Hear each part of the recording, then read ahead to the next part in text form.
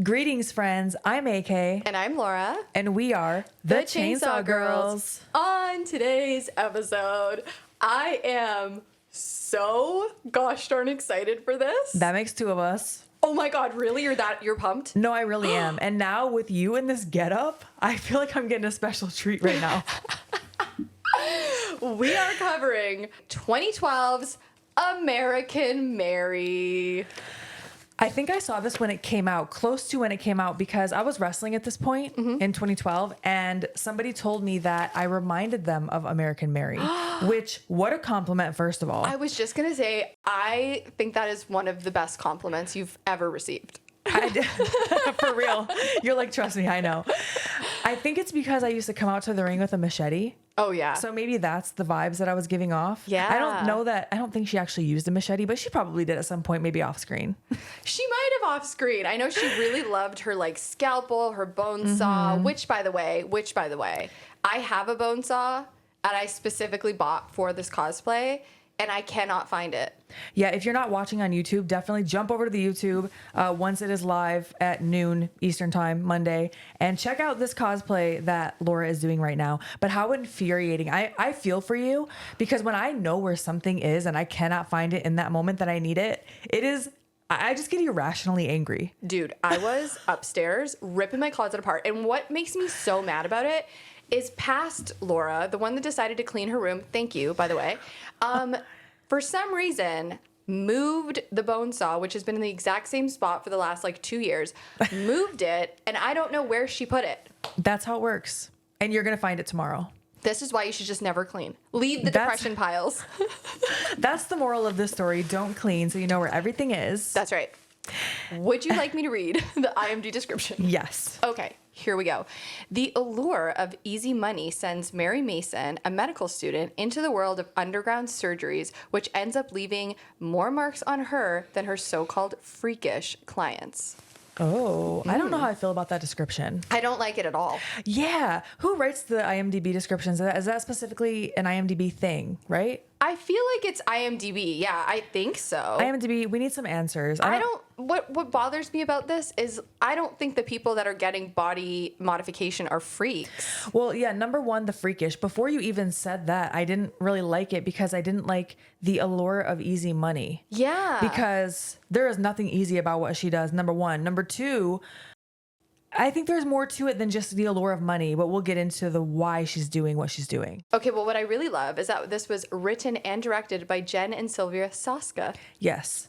Love them, stan them. I adore them. I think they are such badass women. They really are. And looking more into the movie and behind the scenes and everything else that they've done, I just have such more of an appreciation for them. Oh my God. They also make a cameo. They do. I just respect them so much. And I love Mary. Like, I love the character of Mary so much. And I just love that they brought their vision to life. Yeah. The way they wanted to bring it to life. Yes. Love There's them. a lot to say about this movie and the messages behind it. Yes. So much to say. But let's get rolling with it, shall we? Yes. Okay. I'm going to look up while you're talking where you can stream it because I forgot to write that down, but I think it might be Tubi. Tubi. That's where I watched it. JK, there it is right there. Tubi. Free. We love free. Also, Catherine Isabel plays Mary, and I, first of all, love her as an actress. Have you seen Ginger Snaps? Oh, have I seen? It's a Canadian classic. Of course I've seen Ginger Snaps. She's incredible in it. Yeah. She's also awesome in Freddy vs. Jason. Yes. I think in this movie, though, I don't think anyone else could have played this role. And it's obvious that it was written for her. Yeah, and it actually was, right? Like, they confirmed that. That's exactly right. And you can really see, because, in my opinion, I can't imagine she's anything like the real Mary. However, it does feel like she really is that character in this movie. Yeah. Am I making sense? Yeah, because do I need to reword this? Because I feel like I'm talking you in a make sense circle. to me. You make sense to me. You feel like that character really is Catherine Isabel. Yeah, she plays it so well that you really do think that's Mary. Yes. And also because it was written with her in mind, I think that says something about her energy as a person and how she carries herself. Like a bad bitch. Like a bad bitch is what I'm trying to say. Yeah, like she comes across as someone very confident, very like.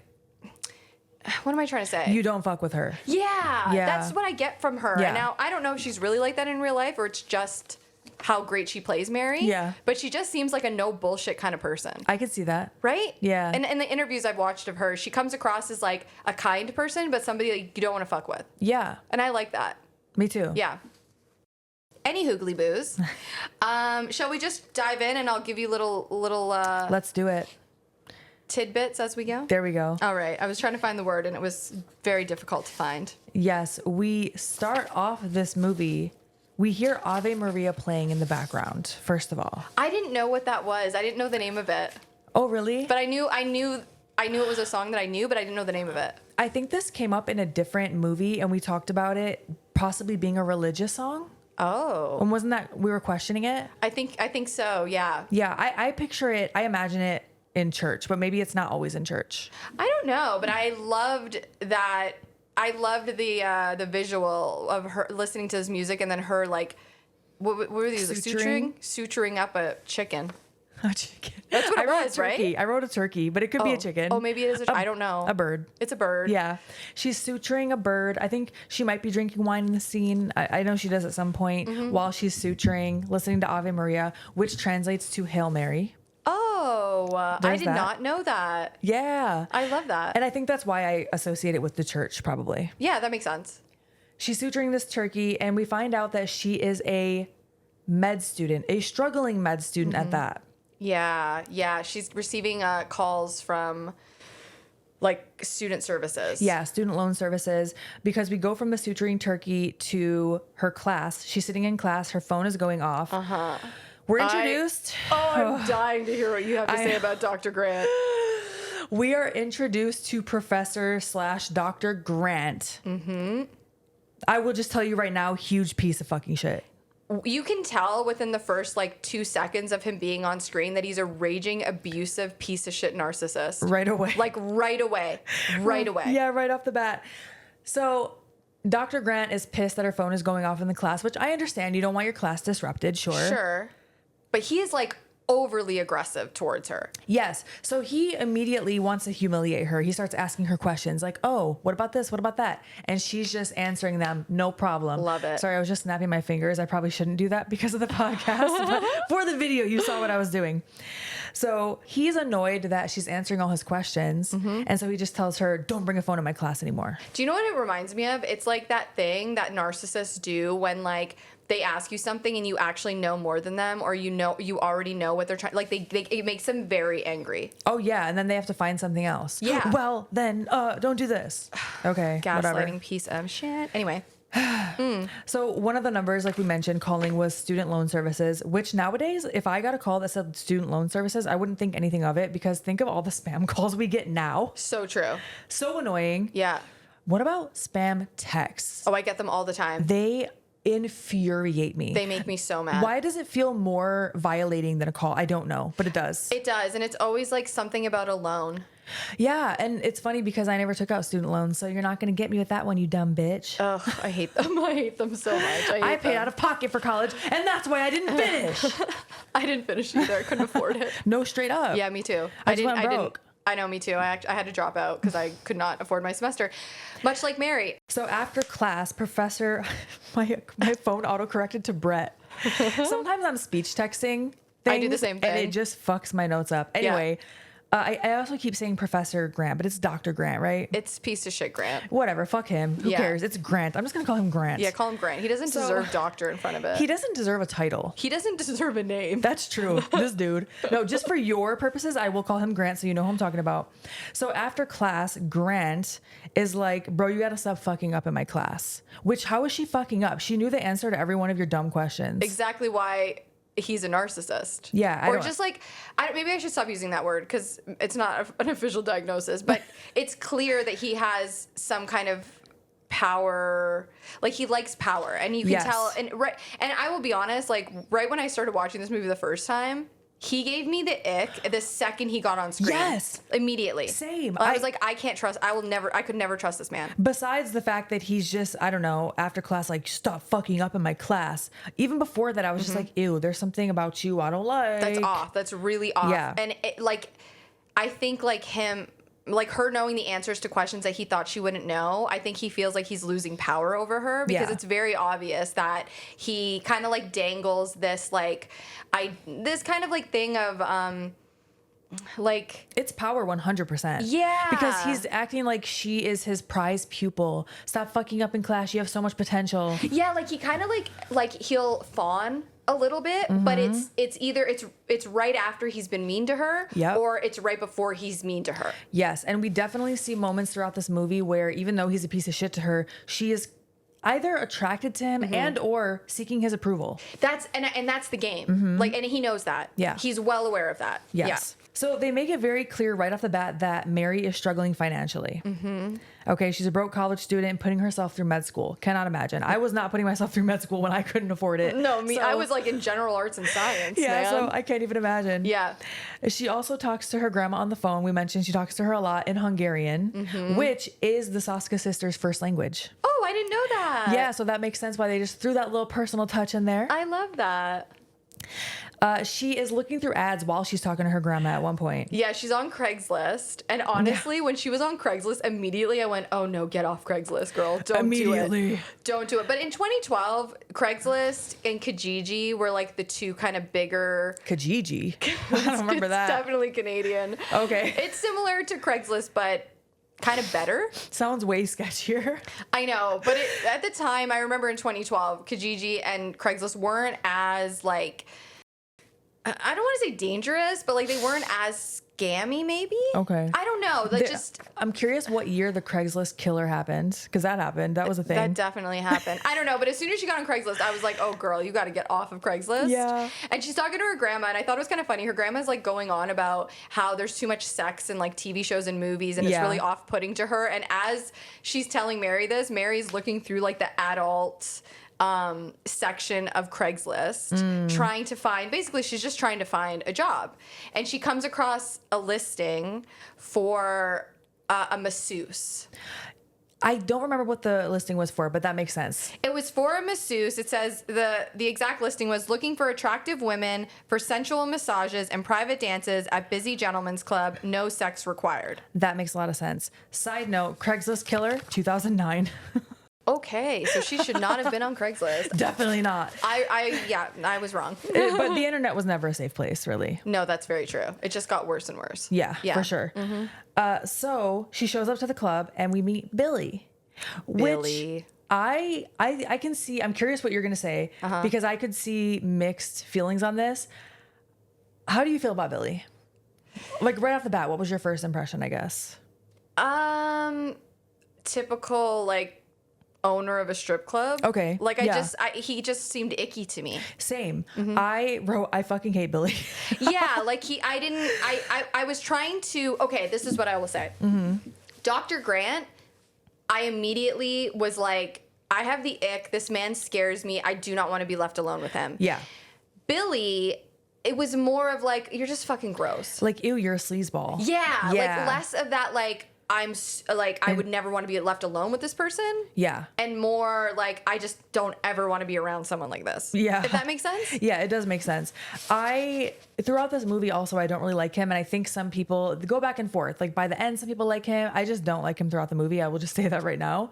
And I will tell you why when we get there. Yeah, I don't particularly like him, but I do find him charming. And I think that's more of the actor than it is the character. I could see that. He also was handpicked. They couldn't find someone to play the role of Billy. Okay. And so they looked at like some casting website and they just went through all the headshots and they saw his headshot and picked it out of a hat, basically. Was like, oh, that he looks like Billy. And I guess when he came in for the audition, like he was very confident and like didn't have, I don't think he'd read the script. Like, I think he read with Sylvie. Okay.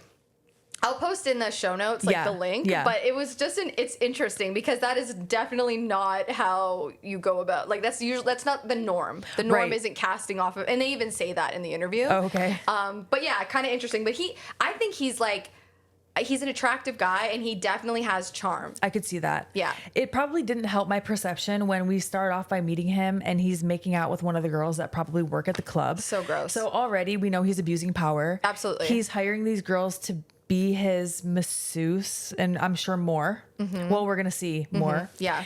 And I don't remember if he shoves her off of him or just tells her to go away, but it's just gross to me where he's like, get out of here. We're doing an interview. Yeah, he treats the dancers like they're less than human. Yes. And I think that is absolutely disgusting. Yeah. And it's like, it's really gross. And I know that he sort of has, I don't even want to call it a redemption arc because there's nothing redeeming about him. Yeah. But his feelings for Mary change throughout the film. Sure. So I think her feelings towards him change throughout the film. Yeah.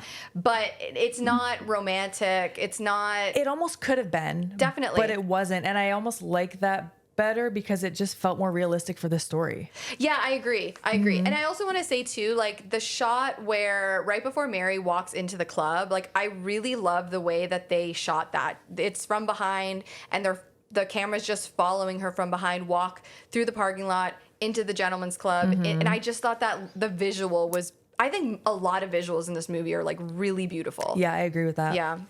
And so the interview commences and Mary hands Billy a resume, which he's already impressed by. Oh, I loved Mary brought a resume. I know, to a strip club. I know. I love her so much. Not the usual, but she is a professional. And I love her expressions throughout this whole interview. Like, I love when she puts on her, like, fake smile and then, like, she just goes, like, stone face again. Yeah. I love it. She does that a lot. And she even I think she says at one point, like, I just need money. Like, I'm hard up for money. Yeah, she's real. And I, honestly, I'm like, I don't think you should tell anyone that. No, for real. Because they will take advantage of you. Yeah. But however, at one point he says to her, well, she has a trench coat on. We should also mention that. She comes in a trench coat. And he's like, all right, so are you fat under there?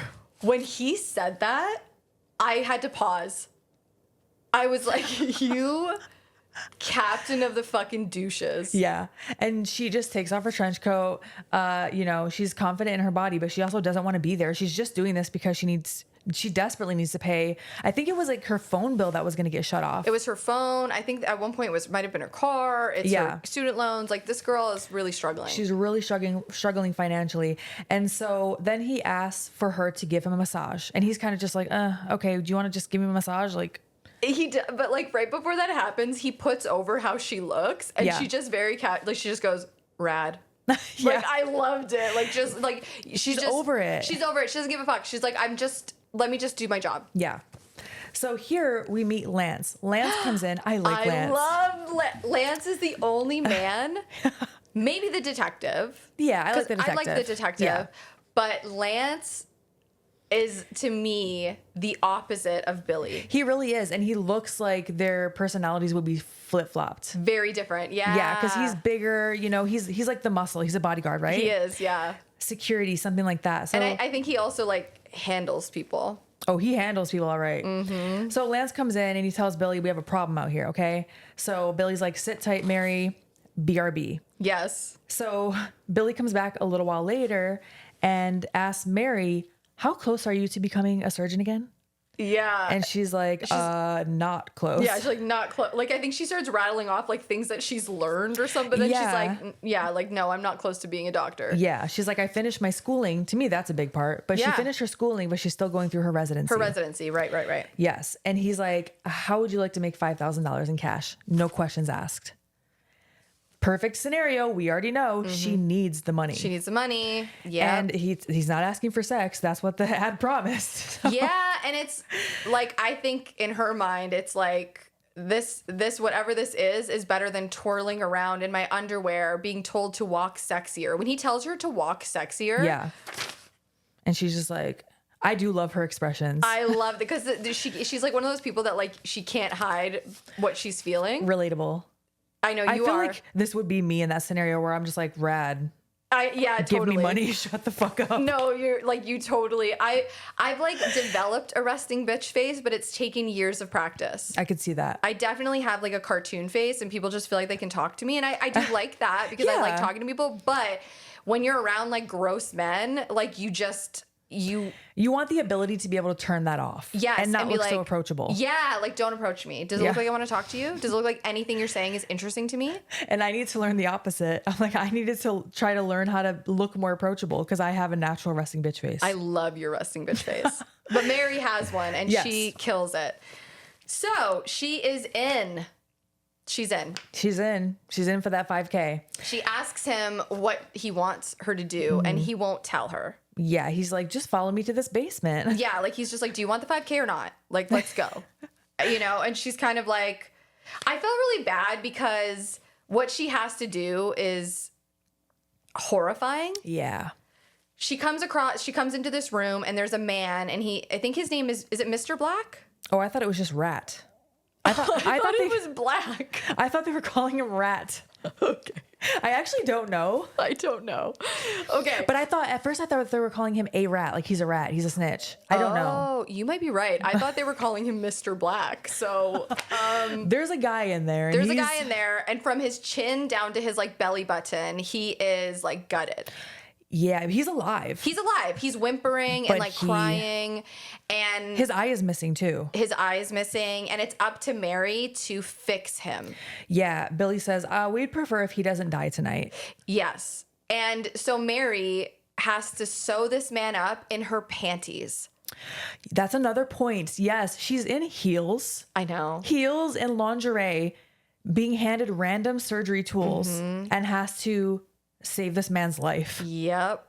That's wild. Crazy. She's not even done medical school yet. Call me crazy. I just feel like this maybe isn't the most sterile environment for a surgery. Yeah. And you know what is something I really appreciated in this movie? Is Mary brings that up several times to people in this movie that she works on. Yeah, which is, you would think the first thing you learned in medical school, like, hey, everything needs to be clean. Yeah, and like I like that wasn't like skated over. Like I'm glad that there was actually brought attention to that, and it wasn't just like, oh yeah, she just is a surgeon now. Yeah, and she went and did some studying at a med school for this role, right? She did. Yeah, she did, and it shows. Like, I know she also practiced on like a chicken or something, like sewing a chicken. Oh, in real life, she did that. Yeah. Oh, wow. That's impressive. So she's done with the whimpering man. Yeah. And it's presumed she saved him. I think she did. She goes home and my heart broke for her. Yeah. She gets in the shower with her clothes on. Yes. And sobs. That's how you know she's fucked up. She didn't even take the clothes off. The lingerie, not even full clothes. Yeah. And just cries. And I mean, relatable. Even when she walked out of that room after she did whatever she did to him, like to save him, she just is kind of looking straight down. She's covered in blood. She just grabs a stack of money and just walks out. Yes. And I think something to point out about Mary, I noticed anyway, is she disassociates. And you can see her at the beginning of the movie. She disassociates a little bit. But as the movie progresses, it seems to deepen more and more and more and more to the point where like she is not herself. Like she is a completely different version of herself. Yeah. And I thought that they displayed that really well. Yeah, I think so too. As it goes on. Yeah. And she's not bubbly in the beginning of the movie. She definitely is a more like reserved person, but you can see the light just slowly draining out of her. Yeah, and when you find out what she's doing, you'll see why she would be disassociating so much. So that makes sense that she would be. I feel like you have to. I also think to be in the medical field, especially as a surgeon, I think you have to be able to dissociate a little bit, which it does suck because if you've ever been on the receiving end of just receiving like a very cold or unempathetic anything from medical staff, right, when you're like the family member, it sucks. Like I've been there. At the same time, I do understand why they have to not dissociate. You don't want them to dissociate, but you do understand why they have to like disconnect a little bit. Yeah, like I feel like they're desensitized to things. You have to be, yeah. Because if you're emotionally invested in every single patient you have, you wouldn't be able to do it. You would just be like in the fetal position on the floor every night. I know. I feel like I wouldn't be ever be able to do. I can't stand blood at all. But like just knowing someone's life is in my hands, I don't think I could ever like that pressure of that has to take such a toll on doctors, especially like emergency room and surgeons, doctors and nurses. Yeah. And my hat's off to them because for real, gosh darn. Gosh darn. So Mary's in the shower. Mary's crying. We've all been there. And She's awake on the couch all night, yeah, holding a bat. holding a bat. She just did something that clearly was involving sketchy people. Yeah. She probably feels like someone's going to come for me. I actually loved that. Yeah. Because I thought that would be like a normal person would feel that way. Like, Yeah. I just got involved with some really shady people. Yeah. Maybe they're going to come and fuck me up. Absolutely. And so in the morning. And they have her address because she handed him a resume. Oh, shit. That's right. I Yeah. didn't think about that. Yeah, she gave Billy the resume. So I didn't even think about that. And that comes into play in a It little does. bit. Yeah. Yeah. So Mary gets a phone call in the morning and this person asks for Dr. Mason. Yes. And Mary hangs up. She's like, nope, not today, Satan. Yep. And this person calls back and we find out that her name is Beatrice. She is my favorite character next to Mary. Her voice sounds like Audrey from Little Shop of Horrors. It's very high pitched. That was her inspiration for this movie. That was her inspiration for the voice. Are you serious? Yes, her and the twins were watching Little Shop of Horrors together, and that was how they developed the voice. Are you serious? I'm serious. Yeah. That is so satisfying to me because as soon as the other person on the phone was talking, I was like, did they get Ellen Green for this? She's doing like the doctor, hello doctor. Yeah. Yeah. Yeah. That's exactly like Ellen Green in Little Shop of Horrors. Yeah. That makes so much sense. I fucking nailed it. Doesn't that feel so good when Yes. you're like, oh, I know that, and then it's like you get Yes. it right. I'm like, what is that voice? Yes. Audrey. I love Beatrice, by the way.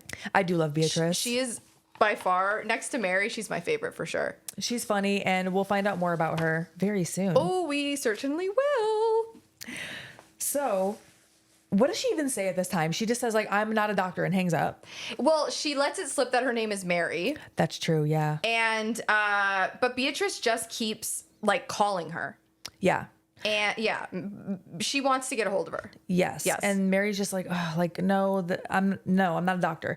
And then she gets go ahead. Well, I was going to say too, like she's drinking wine and she's like sewing up a chicken and she's like crying. Oh yeah. Like Mary's having a hard time. Yes. And then. Because she gets a call from her boss. That's why she ends up drinking the wine and crying. So I was going to ask you this. Yeah. I couldn't figure out who called her. So we don't know what Mary does for a living. They never say. Yeah. But it's by the conversation that's happening with that second phone call or whatever number phone call it was at that point, it's her boss at her normal job, quote unquote normal job. Okay. And he just tells her like, hey, sorry, such and such happened. We don't have any more shifts for you. Okay. I couldn't figure out Yeah. if I was supposed to know. No, we didn't hear any more about that. Got it. But it's being even more driven home that she's really hard up for cash now. She has Because no now money. she doesn't even have a normal job. Yeah. Gosh. So- Listen, I feel for Mary, man. That feeling is so awful. And she's going to be even more desperate for money now. Yeah. Now she's getting wine drunk, suturing another turkey. Yeah, she's pretty upset. And also, I just want to say, I know her apartment is supposed to be like in the bad side of town, but I love her apartment. It was cute. It's industrial, kind of. Sort Yeah. of looks a little bit like a loft. It reminds me of apartments that are in Detroit because there are a lot of lofts like Yeah, that with downtown like Buffalo, too. exposed brick on one side, stuff like that. Yeah. I love that like industrial vibe, and I thought she had a very cool apartment. Yeah, I know.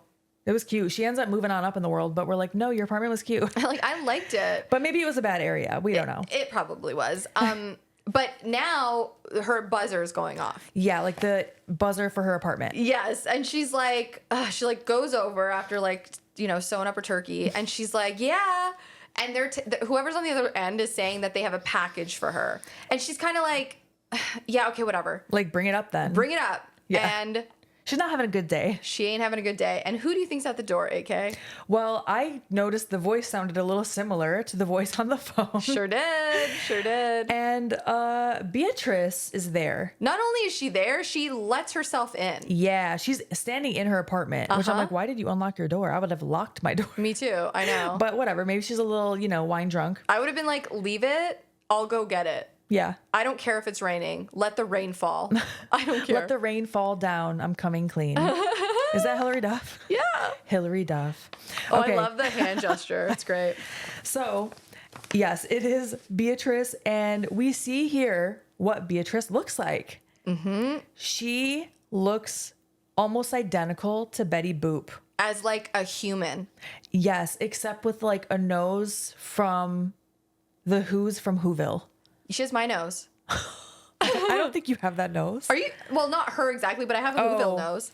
You have, I mean, compared to me, you have a small nose for sure. It's like it has a slope, like the Who's from Whoville. Okay. I've been told But that many times. This Beatrice, you don't have a Beatrice nose though. No. I Whoville nose, not a Beatrice okay. nose. But she's like a cartoon in human form. Yes, she's clearly had a lot of work done Tons, yeah. to achieve this look. You would have to, because Betty Boop's proportions did not make any sense physically. No, yeah, and she says she's had 14 surgeries so that she could look like that. Yes. And she found Mary by her resume that she left at the club. So now we know that Beatrice probably works at the club. Yes, exactly. And yep, she found Mary's phone number and her address. And one thing I will say about Beatrice is she is determined and she is resourceful. She is, both of those things for sure. Also, like, very violating. Don't come to my house like that. But I do like Beatrice. But she's endearing. She is endearing. She ends up, yes.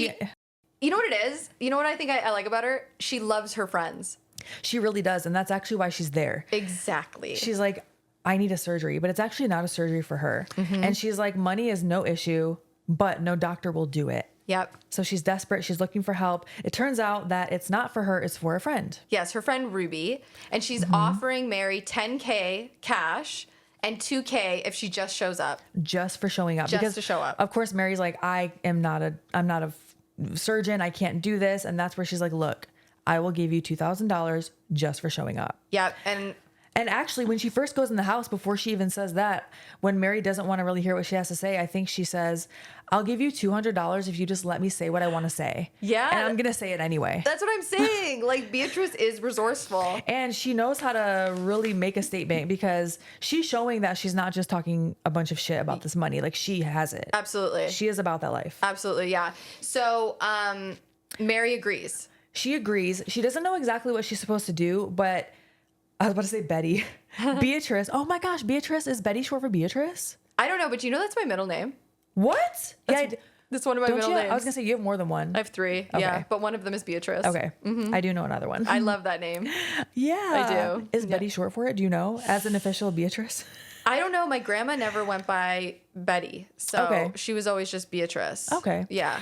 Well, I'm gonna say it probably is, because it has similar letters in it, but I don't know. I think you're probably right. Yeah. But anyway, I kind of lost my train of thought here. No, you're good. So, Dr. Grant calls Mary and scolds her for not coming to class. Oh my gosh. Okay, can I just tell you, side note, how fucking infuriating it is to me at all in real life, how if you go to college or university or whatever, that your attendance counts against you at all. No, I know. Bitch, I am fucking paying to be here. If I want to show up late, that's on me. Yeah. Like, if I show up late and I miss a lesson and I fail the test, that's on me. Yeah. But if I show up and I do the work, and just grade my work, and if I pass, then maybe your work isn't that hard. Like, that's on you. Yeah, and I mean, I think it speaks volumes to who Dr. Grant is for calling her and, like, essentially, like, ripping her apart. Like, Yes, like, what is your obsession? nobody, like, look at I shouldn't say it because I never finished school. But I can't imagine teachers are calling up their students and being like, where the fuck were you? No, not in. Once again, I never went to med school. Is it that tight of a community? I don't fucking know. I don't think it is. But I no, think sir. I think he is just obsessed with her. He is. He wants. He is. Yeah. We'll find out. Anyway. But what I was going to say, I do remember when my train of thought is back, that all Mary knows about Ruby is that she wants skin removed for cosmetic purposes. That's all Right. she was told. Yes. And that I believe Beatrice tells Mary that there's a vet clinic. Yes, that her she niece. Her niece has access to a vet clinic. And in real life, that is Katie or Catherine's vet in real life. And she's told the veterinarian that what she's done there. And she said the veterinarian always just stares at her like, you've told me this before. Oh my gosh. Yeah, isn't that kind of funny? That would be really funny. She's Yeah. like, you did what here? I mean, obviously she got permission. I would assume. Yeah, of course. But it's just like the thought of like, yeah, actually, I Yeah. modified somebody here. Yeah. I body modified someone, but not really, but kind of. So Mary does show up. Yes. Shows up to the vet clinic. Beatrice is dressed to the nines.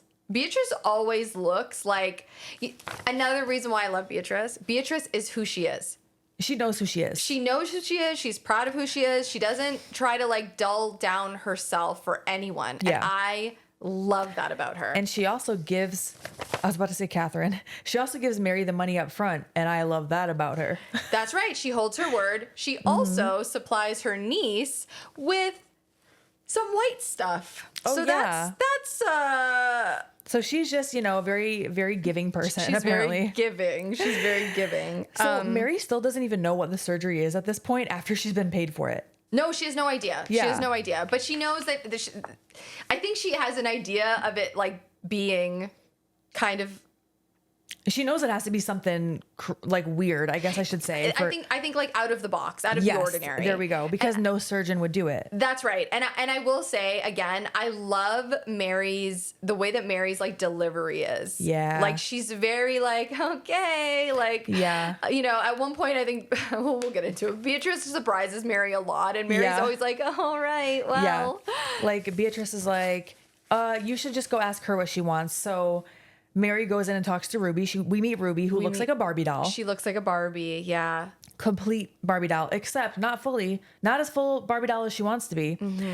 And when she tells Mary what she wants, Mary goes, I'll be right back, and just walks out. Yes. Because she needs a second. Yes. Because long story short, she's had many surgeries, and she starts talking about how she never got her surgeries to be looked at as a sexual object. Okay. She's always wanted to look like a doll because she says people don't look at dolls as sexual objects, which not true, but continue. And she says, why do you think that is? And then Mary responds, because they don't have parts. And she's like, exactly. Can I ask you a question? Yes. How did you feel when she said that? That part, or what specifically what she wants done? What Ruby wants done? I have a lot of questions because I feel like it's not physically possible. I mean, physically possible, yes, but not long term to live. I was thinking more like, okay, maybe I sound like a crazy person, and that's okay. But when she explains to Mary like why she wants that done, there's a part of me that understands. Yeah. There's a part of me that like, Oh yeah. you know, she's overly sexualized and she doesn't want to be. So she wants to take away what she feels is sexualized. That's right. And I deeply can understand why she wants that. Absolutely. So long story short, she wants her nipples removed. Yeah. And she wants her vagina I was going to say shown.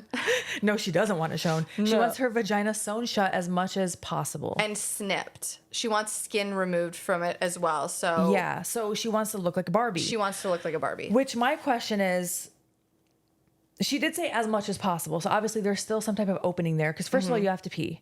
But peeing and sex are not the only two things a vagina does.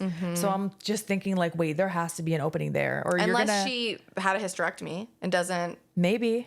You know what I mean? Yeah. I don't know if she wants to be like full doll. Yeah, that's true. And you don't have to sew like your pee hole up. Yeah. Oh my God, even the thought of that. Oh my God. I know. So I'm like, wait a minute. Like there has to be an opening. But we don't ever we will eventually see what Mary does to her. Yeah. But we don't see like what I want to see. We'll get to it. I mean, that sounds creepy, but for educational purposes, I want to know what she did. But anyway. So Mary does agree to do it. Yes. She does. And I personally like loved the scene. Because they're actually starting to show you what she's doing. Yeah. Like you see skin like falling from, like she's got like a scalpel in her hand. Yeah. And we don't see a full on, you know, vagina. Yeah. But we do see like skin falling from wherever she's cutting. And just the imagery of like her between Ruby's legs. Like once again, we don't see it, quote unquote, but just that shot. Yeah. I thought that shot was so cool. And there's like music playing. So Ave Maria is playing again. Yes. But this time it's a more professional version. Right. It was like a more, you know, I don't know. I don't really know. I'm not a musical connoisseur. More indie. It was more indie earlier. It's a more indie version of at the beginning, but now it's a little more professional version. So I think that really is a metaphor for how her skills are progressing. Yeah, that's such a good point. I love that. That is such. Yeah. I did not even consider that. Hell yeah, AK. I can't believe my brain is on right now, to be honest with you.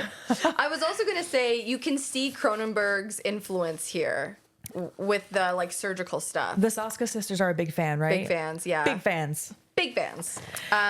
Yeah. So I just thought the whole scene was done kind of beautifully. Yeah, I think so too. You know, I loved it. Yeah. I know that sounds very strange, but It's how it was shot. It's how it was shot, They could have yeah. graphically shown this surgery, and I don't think that we would have felt the same. We'd be like, oh, yeah, there's a skill, there's a tact to it. there is. There's a tact to sewing up a vagina. No, for real. It's not like a joke. It's not just to like I'm laughing. gross Like- you out.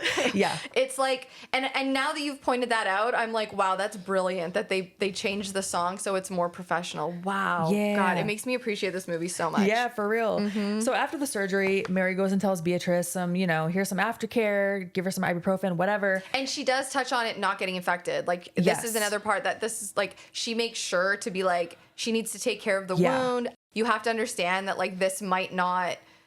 It might not take. You might Might have not to undo take, it. yeah. At least the vagina part. She's pretty truthful in that regard Yes. for sure. Yeah. And she's also like, don't fucking call me ever again, and don't tell anyone about this. Do not Yeah. give them my name. Yeah, she tells Beatrice, like, don't do that. And Beatrice is like, well, what should Ruby say when she posts pictures to her website? Yeah.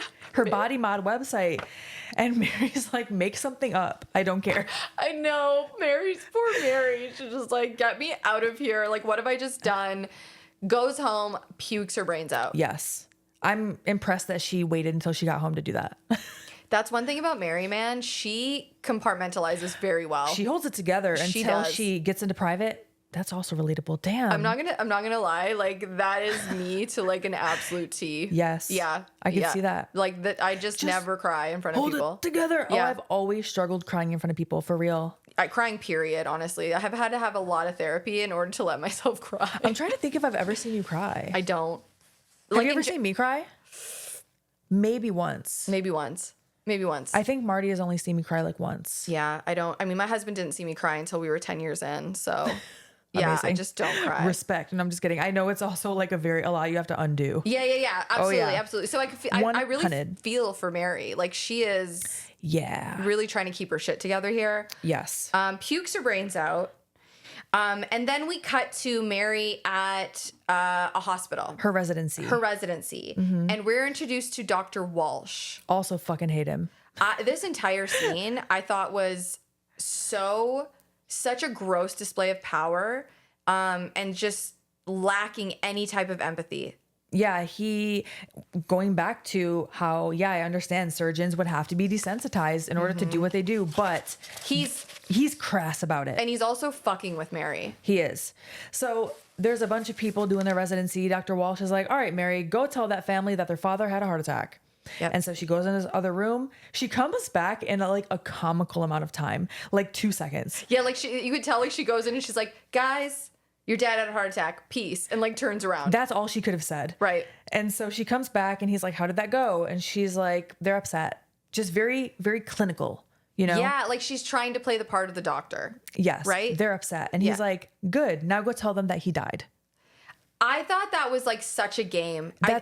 So there was a moment where I was actually wondering, was this some type of like practice simulation they were doing for the students? I'm like, no, No. it has to be a real No, he was hospital. He made me. He's another one that the second he came on screen, he made me uncomfortable. You just know, and he confirms that very quickly. Oh, as soon as he tells her, like, and Mary, when he tells her that, Mary's face kind of falls a little bit. Yeah. And she understands like the gravity of that, You and can like see it regesture, for sure. And but then she puts on her game face. she puts on her game face and she goes in there and she tells them. And if that happened to me, I think I would have lunged at her. Oh, I can tell you, I'm sure a lot of people have experienced that, Mm-hmm. where some type of medical staff, you just like really had to have a little come to Jesus moment with yourself so you don't go to jail. Mm-hmm. Yeah. Because there is a line. Like I think for a lot of human beings, it's probably hard to desensitize yourself enough to do that job. Yeah.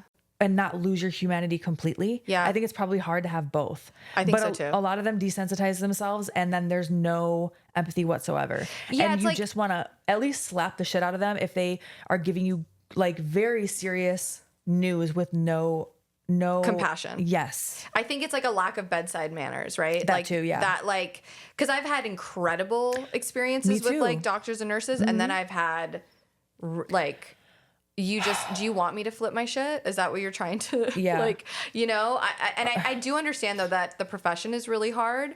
I can only imagine. You can't lose your compassion for people. You can't lose your humanity completely. You can't. And there actually one time with the blood clot situation that I had like years and years ago, which a lot of you on my Patreon know, the doctor there actually, I feel like was the way he delivered that news to me, he was empathetic and it actually freaked me out. Because when it was a different doctor, it was like a random person that came in to give me my results from the CT scan.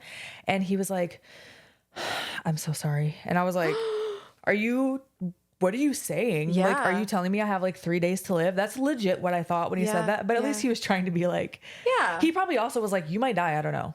And he probably just like in his mind, he probably had compassion. Like, he did. You know, I had a doctor when I broke my collarbone. The doctor in the emergency room was just like being mean. He was like mad. He was like, you did, like he just was like so accusatory. Like I was doing something so stupid. Oh, did he know you were wrestling?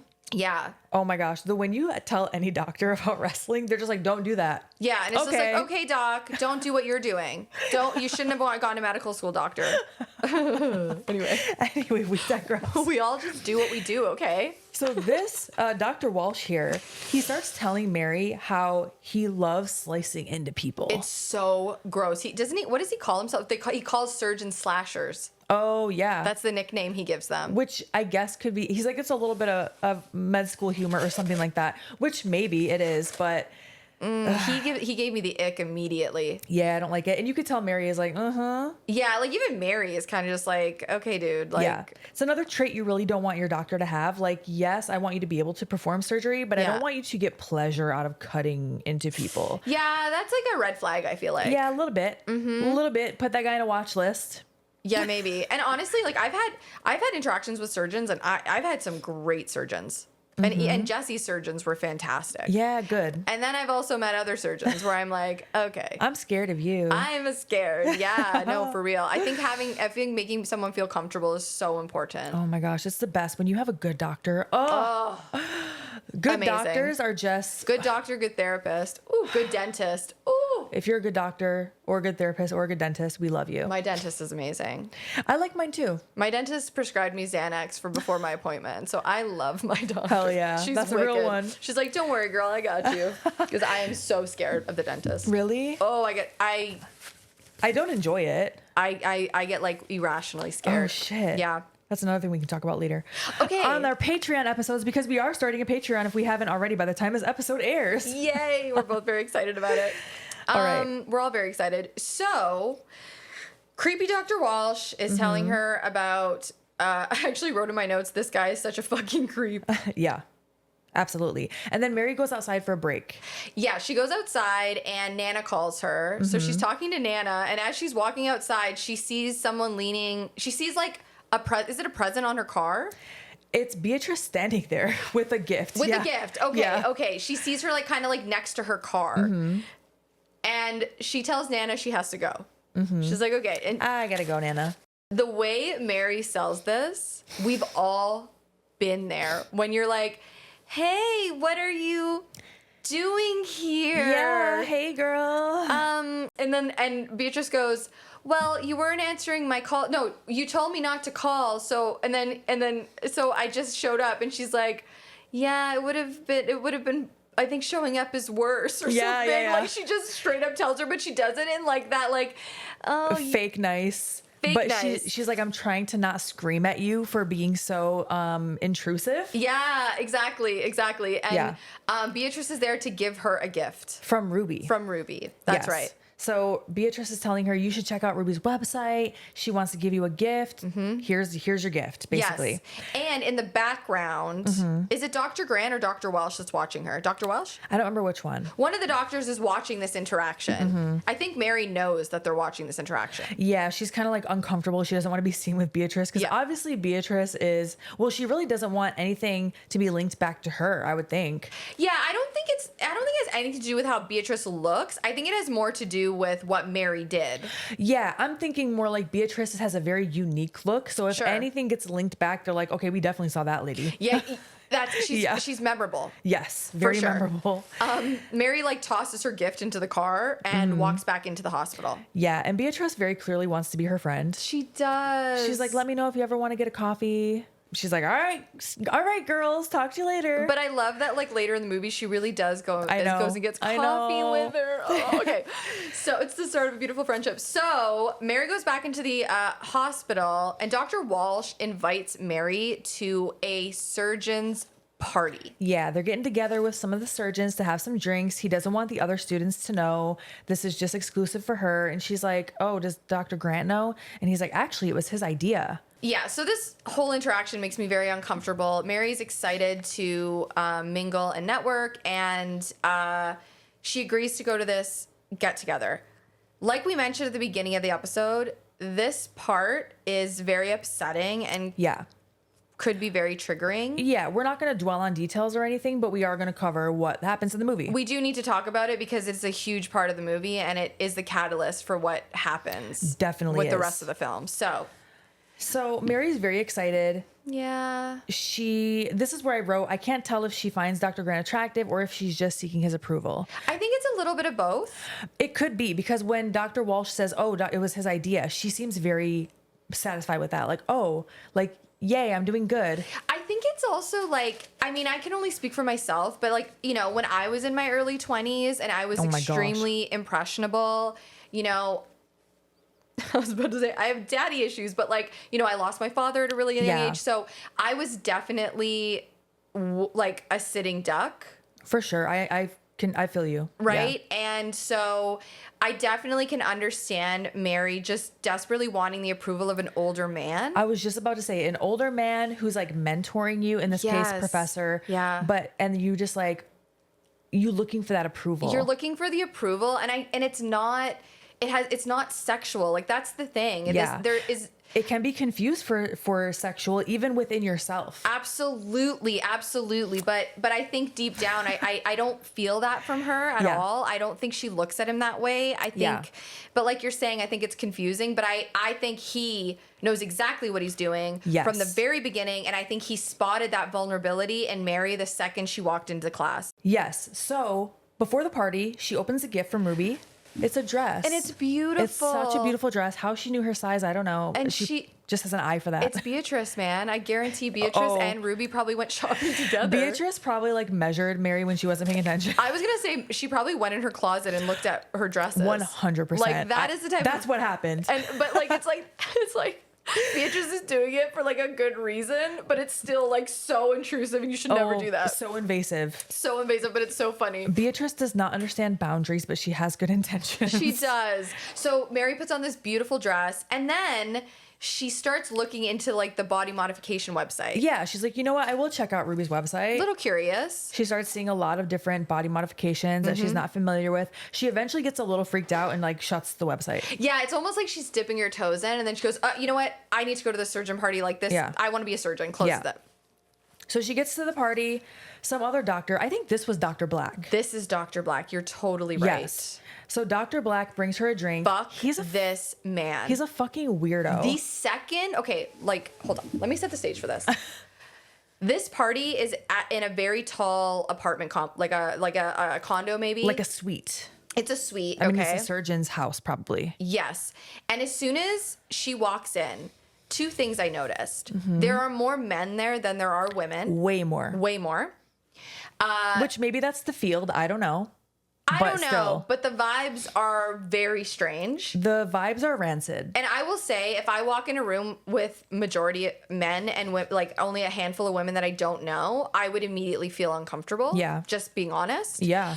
And you can see Mary. Even Mary looks around and is kind of like, like, you know, she's not afraid. She's not worried yet. It's more of like an observation I think she makes. Yeah, and these are also her colleagues, right? Right. Or potential colleagues. I don't really know how you qualify that during a residency, but she knows a lot of these men. She does, yeah. Right? She does. She works with some of them or is trying to. And so Dr. Black brings her a drink. he's just a little turd on top of everything else that's about to happen. He's a little turd. The way he talks to her. Yeah, she says, I think she asked him if he's a surgeon, and he goes, I'm a fucking motherfucker. I wrote that note down. I wrote the exact same line down because I was like, do you think you're cool? I'm sorry, what? Do you think someone out there in the universe thinks that's like a cool thing that you just said? I would love to know why they wrote that line. I want to know if that was really said to them at some point. Well, this movie is heavily influenced by their experiences in Hollywood. The Soska sisters, right? Yes, and just like maybe not this exactly, but Right. the way that like powerful men in the industry that are like held to a high standard, high regard, and that they're like really good people, blah, blah, blah, are some of the worst people on the planet. Yeah, I know they talked about how things that they witnessed in Hollywood, right? Like Yeah. casting directors taking advantage of that power. Yeah. Let me see your boobs. Let me see your tits. When it wasn't needed for the movie. Yeah, like when are her tits coming out? Oh yeah, I read that in something you wrote. Yeah. That one of the people that were gonna fund the movie, potential And like funders? investors. Yeah. Funders. I know what I'm talking about. Potential investors asked them, so when are Mary's tits coming out? Yeah. I'm not even gonna say for legal purposes what I want to do to them, but Well, no, and I think that it does like they use obviously the medical field in place of Hollywood. Yeah. But I think these types of movies are really important. yeah. I think it shines a light on experiences that many women and men, I'm sure, Oh yeah. have experienced. Absolutely. So this Dr. Black, I hate even calling him a doctor because he's such a fucking turd. I feel like if you're a turd, you'd get your title revoked. Oh yeah, You're absolutely. turd black. You're turd black. So he hands her a drink immediately. Already you're like, oh shit. And the reason I say that she's observing things is even when he hands her the drink really fast, you can see in her face that there's like, I don't know how to describe it. It's just like a feeling. I'm sure her instinct is, because we know she's a smart girl. Yeah. That you're not going to drink something that someone made for you that you didn't see. But she's also like, these are surgeons. Yes, and they're like, even that line of like, I'm a motherfucker. Like she's kind of like, what? And then I think it's Dr. Walsh comes up and starts talking to her, right? Yes. Dr. Walsh comes up. Dr. Grant also shows up. So I don't know which one is first, but I know when Dr. Grant shows up, he's like, don't fuck up, Mary. Like tries to say that to her again. Yeah. And go ahead. Well, I was gonna say, Dr. Walsh is like, ooh, nice dress. You look beautiful. Yeah. And I can't remember who says it, but someone says to her, I'm surprised to see you at like this party or something. Yeah, someone does say that. I don't remember who. I can't recall. But I know Dr. Grant says to her, don't fuck up. Everything else is forgivable if the work is good. Yes. How many fucking times do we see that happen in real life? Oh my God. That line made my stomach turn. Because you know that shit is real. And Dr. Grant is looking at Mary in such a repulsive way. Yeah. He's looking at her like she is not a human. Yeah. Like, Which will make a lot of sense. yes, it's super gross. And across the room, Dr. Black is encouraging Mary to keep drinking. Mm-hmm. So she's drinking. She's talking to Dr. Grant. Someone tells her how Dr. Walsh likes to paint pictures of people being eaten by animals. Dr. Grant tells her that. And you're like, that checks. Yeah, and he says specifically bears. Okay. I don't remember that part, but okay. Like, what? So here, before Mary can really respond, her vision starts to blur. Dude. Which is already what we feared as soon as she was handed that drink. I'm sure you thought the same thing. Dude, the second she walked into that party, I was immediately uncomfortable. Yeah, her vision starts to blur. We know what's happening. And before that, I don't know if she asks where everyone is, but someone says something to the effect of like, oh, the other people are in the rooms. Are in the other rooms, and then then there's some people in the lounge. And I remember when someone said that, I was like, the other rooms. I was like, oh no. Yeah. Oh no. Like there's stuff going on at this party you don't know about, and if they want private or more private, I guess. Yeah. So Mary's been drugged at this point, and she's being helped along by Dr. Grant. She's being helped into Oh my God. down the hallway, and we can see in the background, I don't know if Mary even notices because she's vision blurry now, but in the background there's a girl lying on a table with like her shirt either pulled down or pulled up, and there's a bunch of men around her recording her and like jerking off. Yep. Gross. Oh, horrifying. Based on this interaction with Mary, I'm gonna assume that the same thing is happening to her that she is not fully coherent. Yeah. Oh yeah, for sure. I mean, I think they've roofied every woman that's in there. Yeah. For sure. And so Dr. Grant brings Mary into a room. He brings out a camera and records himself sexually assaulting her. It's like, I will say this, it's a long scene. It's funny because some people were like, it wasn't that long. I felt like it was an eternity. Yes. Because they do focus on her face pretty much the whole time. Yeah. I found that very disturbing. I found the whole scene to be horrifying, obviously. Absolutely. It felt so real. Yeah. It felt like I was living Mary's experience. Yeah. And I hate, obviously, this type of violence. Of course. But I do feel like it's important that people have an understanding that shit like this happens. Yeah. That this happens to women all the fucking time. Legit. Like, this is a real fucking fear that we have. Yeah. Like, a real, like, when, that whole, like, joke of, like, would you want to be in the woods with a bear or a man? Yeah. Most men don't understand why women choose the bear. Yeah. Because, honestly, some things are worse than death. Yeah, that's very true. And this type of violation is deeply, deeply upsetting. And my heart was, I cried because my heart just broke in half for her. She can't get him off of her. I think I just like froze the whole time. Like we talked about in our intro episode of this podcast how we don't like watching movies with scenes of sexual violence. This one, I will say, wasn't quote unquote graphic, but it was done, I feel like, in the best way it could have been done. I was going to say it didn't feel salacious. Yes, it didn't feel like, oh, I'm going to film this for people who like this type of thing. Not at all. Which is when I really get pissed off. Yeah, I don't like that. I don't like violence like that against women in a way that, is clearly like entertainment. Yes. This felt like a statement. This felt like real life. And I think because of what Mary does to Dr. Grant, I feel like something really, really bad had to push her over the edge to do what she does to him. Yeah. And I hate that this is what happens to her. Yeah. I hate it. But I also think it fits. Yeah. But it's so heartbreaking. It's very heartbreaking. And it's also interesting, even as I'm saying, like, it's not quote unquote graphic, but focusing on her face for a lingering time is hard to watch. It's so hard to watch. Because you also know, you can see her dissociating. Yeah. Based on, or like in contradiction to what is happening to her. Yeah. It's so sad. And then when she wakes up in the morning, what I thought they did so well is she wakes up, a tear kind of like rolls out of her eye. She gets out of the bed. She walks out, and they just have a close-up shot of her in the elevator. Her mascara is just like caked and down her face, down her cheeks, and it's very quiet. Doesn't say a word, just gets up, walks out.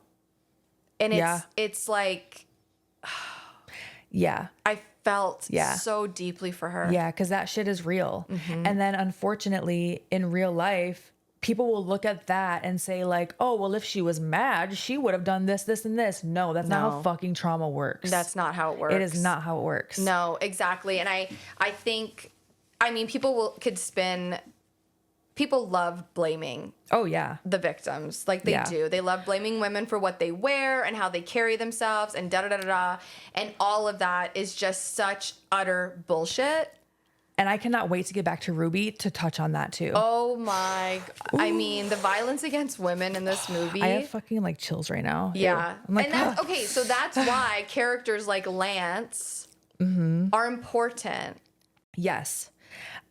I will also say about that scene where she wakes up. So she, like you everything you said, laid it out perfectly. She wakes up in her dress still. She wakes up in Dr. Grant's bed.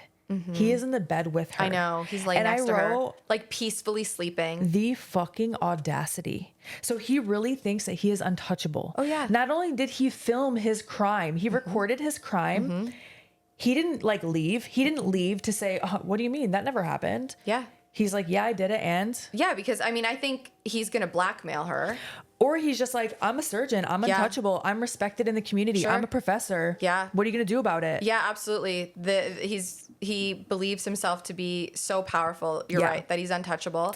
And it turns out not only was he filming, but all of these women have been assaulted, and all of them have been recorded while it happens. Yes. And the doctors have these tapes. Yes. Which we find out eventually, but Yeah. So Mary gets home and flips the fucking coffee table that's just full of all of her surgery books. And I feel like the escalation is immediate. oh yeah, she quits medical school immediately. She quits medical Yeah. school and she is now a different person. She is out for revenge right yeah. away. Oh yeah. Oh which yeah. you just want to like live vicariously through her. Like, Oh, I loved it. I loved that she took her pain and it turned into vengeance. yeah. And I know some people will look at what happens and be like, well, that's not right No. either. No. Shut up. This He deserves is a it. movie, so we can say that it's fine, right? But Yeah. No, he deserves every single thing she does to Yes. him. It's incredible. So, she goes to Billy oh yeah, she does. right away Mm-hmm. and it says the same thing he says to her. Do you want to make $5,000? I love it. And her outfit is fucking bomb. Yeah. She looks hot as hell. She purposely dresses up for this. She does. This has become like a ritual. And we go back to the basement of the club where she sutured up, what's his name? Rat or whatever we think his name was. Yeah. And Billy and Lance are there. And they say to Mary, let us know when you want us to come back and get him. And she says, you don't need to come back until tomorrow or tomorrow night. We're gonna Yeah. it's gonna be like a long night together. Yeah. And we quickly find out that she has Dr. Grant strapped down on a table with some metal device exposing his teeth and gums. Oh yeah. Like around his head. Yep. And he's like And- in a vice, essentially. He's strapped down. Yes. He's whimpering. He's crying. I love it. Cry, you little bitch. He's crying. Oh, now you're sorry. Oh, why? Because you're about to get your tongue cut off? Amongst many other things. So she asked him, have you ever heard of body modification? You're always telling me surgeons can't afford to make mistakes. So she made a list of the most popular body mods and she's going to practice them on Dr. Grant. She starts naming them off: tongue splitting, teeth filing, implants, genital modification, voluntary amputation, Oh, yeah. which also scares me. Like to each voluntary- their own, but that scares me. The voluntary amputation, that's like one of my biggest fears. And it like makes my skin crawl. Yeah. Like the thought of that, like, oh my God. Yeah. That's crazy. To like volunteer that. Yeah. I mean, to each their own. I'm not To each judging. their own, but that does scare me. It Not gonna scares lie. me. Yeah. She tells him we're in for 14 hours of surgery. 14 hours, baby, wide awake. You are not going to sleep for this. Yeah. So then we cut to Mary's apartment where she's doing a follow-up with the girl who got her tongue split on purpose. Okay, but wait, before she does, right before the scene ends, she Yeah. clamps his tongue and starts splitting it. Oh shit. I didn't remember that. I didn't write that down. Yeah, she starts splitting his tongue. Yes, because then we go to the other girl whose tongue is split and it's like she's testing the healing. Yes, Right? and you'll see, I think it's really cool because in where she's doing these, the modifications on Dr. Grant, there are like pictures of like olden day surgeries, but it's like surgery from many years ago. Yeah. Like drawings of it on the walls. Yeah. And I thought it was really cool when they pan around to that. Yeah. So anyway, So she's working out of her apartment doing these body modifications now. So she's just into it. She's like, you know what? I am going to put my practice to work. she's making money and she's She good is. at it. I imagine you make good money doing that. I think so, because it's probably something that is like, it's like rare to find someone that does that, I think. Probably harder. Definitely some of the surgeries that some of these people are asking for sure. Yeah, and a lot of the people that they cast for this were actually people in the body modification community. That makes sense. I thought it was kind of cool So too. they actually have the real modifications. Like that girl with her tongue split, it was definitely really split. For sure, yeah. And go ahead. I was gonna say, like, Mary looks different. She looks sad. She looks disassociated. She looks like someone that has experienced some serious trauma. Yeah, which she definitely has. Yeah. So there's another guy in her apartment. He's going through the portfolio and she's giving him a list of, you know, things that she can do. He sees the genital modification picture. We don't see it. Yeah. But he goes, oh, that's gnarly. And she's like, oh, yeah, that's genital modification. And presumably that's Dr. Grant in that picture, right? Yeah, I think all of the pictures are of Dr. Grant. Yeah. And he goes, I don't know, maybe I'll get like a piercing and like tribal scarring or something. And she's like, get the fuck out. I loved it. She's like, do I look like I do piercings? She calls for Lance. Lance puts a hood over this guy's head and drags him out of the apartment. Honestly, I did kind of feel bad for the guy though. I know. He's like, he just asked a question. Like he just wanted to get his tongue pierced, man. Right. He said scarring too. Is that a thing? I don't know. Yeah, but it's so funny. Lance like does. He like carts him off. Yeah. So I thought that was interesting. That means that nobody actually knows where Mary lives. Yes. So she's protecting her. Secret operation. Yes. Yeah. And also I just Lance is helping yes, her. I just love that Lance is working for her too. Yeah, I love it. Okay. And so outside, a detective introduces himself to Mary when she goes out for a break or something, or Yep. I don't know what she's doing, but he's looking into the disappearance of Dr. Grant. Yes, and Mary is very like, oh, I don't know. I haven't seen him since I left med school. Like she Yeah. just plays it very cool. He tells her that they found a lot of like questionable sexual things, and Mary tells him that she would have never guessed that. Yeah, I would have never guessed. And then he also says that Dr. Walsh made a list of people who might have something against Dr. Grant. Yes. And Mary's name was on the list. Yeah. And so she's like, oh, I didn't really know him. Maybe some students thought he was picking on me, which I thought it was a perfect answer. I thought that was a great answer. Yeah, because it's true. He was picking on her. Also, Dr. Walsh, why would this list of girls have anything against him? Can you give the reason? Right. Why they might not like him? Yeah, right? Yeah. No, I know. And it's great too. Like, she like smiles at him until he leaves, and then she goes right back to resting bitch face. Immediate. Like, just like this, like, Yeah. whatever. I can't do that well, but you know what I mean. Yeah, no, you did it great. You did a great job. Way to go. So we cut back now to Billy. Yes. He's at the club. Being a fucking man is what I wrote in my notes. Yeah, this is just every time I see him, I'm like, oh, you're just like a sleaze. He is. You know, it's so interesting. Like, I want to know more about Lance. I want to Yeah. know what Lance's life has been like. Billy just seems like just a little shit, honestly. Yeah, he's watching Beatrice perform. She does work at the club. He also orders deep fried shrimp, and he says something like, I don't know if I trust our shrimp. Yeah. It is like just like a kind of like a funny comment. Which strip clubs are notorious for having great food. Just side note. I went to a strip club when I was like 18 in Canada, 18 or 19. I must have been 19. And I didn't want to go, but I went with all the boys, like after a wrestling show. yeah. And I was like, at the time, I was like, I want to be one of the boys. It's Yeah. like, God, Laura, no, you fucking don't. But anyway, at the time, I was like, yeah, I'll come with you. Yeah. So we go to the strip club. Obviously, like, not obviously, but like, I just wanted to like hang out. Yeah. And the dancers were so sweet. Like, I was gonna say they probably all flocked to you, like, girl, save us. they were so sweet, and I ordered a grilled cheese sandwich and like a Diet Coke. I remember that, and I remember like the dancers just being really kind. Was the grilled cheese bomb? It was good. Okay, It was that's all really I need good. to know. I mean, but when isn't a grilled cheese good? That's true. That's very true. It was tasty. Anyway, So Billy is watching.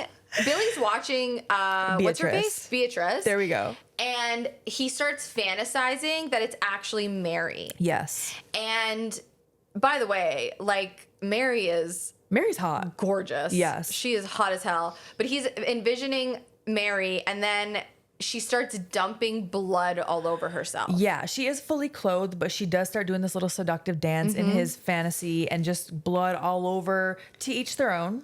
Yeah, hey man, whatever. I could see why that's hot. For this aesthetic, sure. Not real blood though. For sure. Yeah, for sure. And it's like interesting because I'm interested on your take on this, but like I think Billy is scared of Mary. I think she is. He is. Wait, what? I was thinking of Beatrice, because Beatrice does end up telling her that eventually. That Billy is afraid of her. Yeah, that everyone's afraid of her. And I think they all are. I think they all are. I think Billy, obviously, this is the first indication of him like actually like being interested in her in that way. Yeah, confirming it. Confirming it. And as he's having this whole fantasy, he gets snapped out of it because Mary actually comes and sits at his table. Yeah, and he's like, oh, you came to see me? And she's like, no.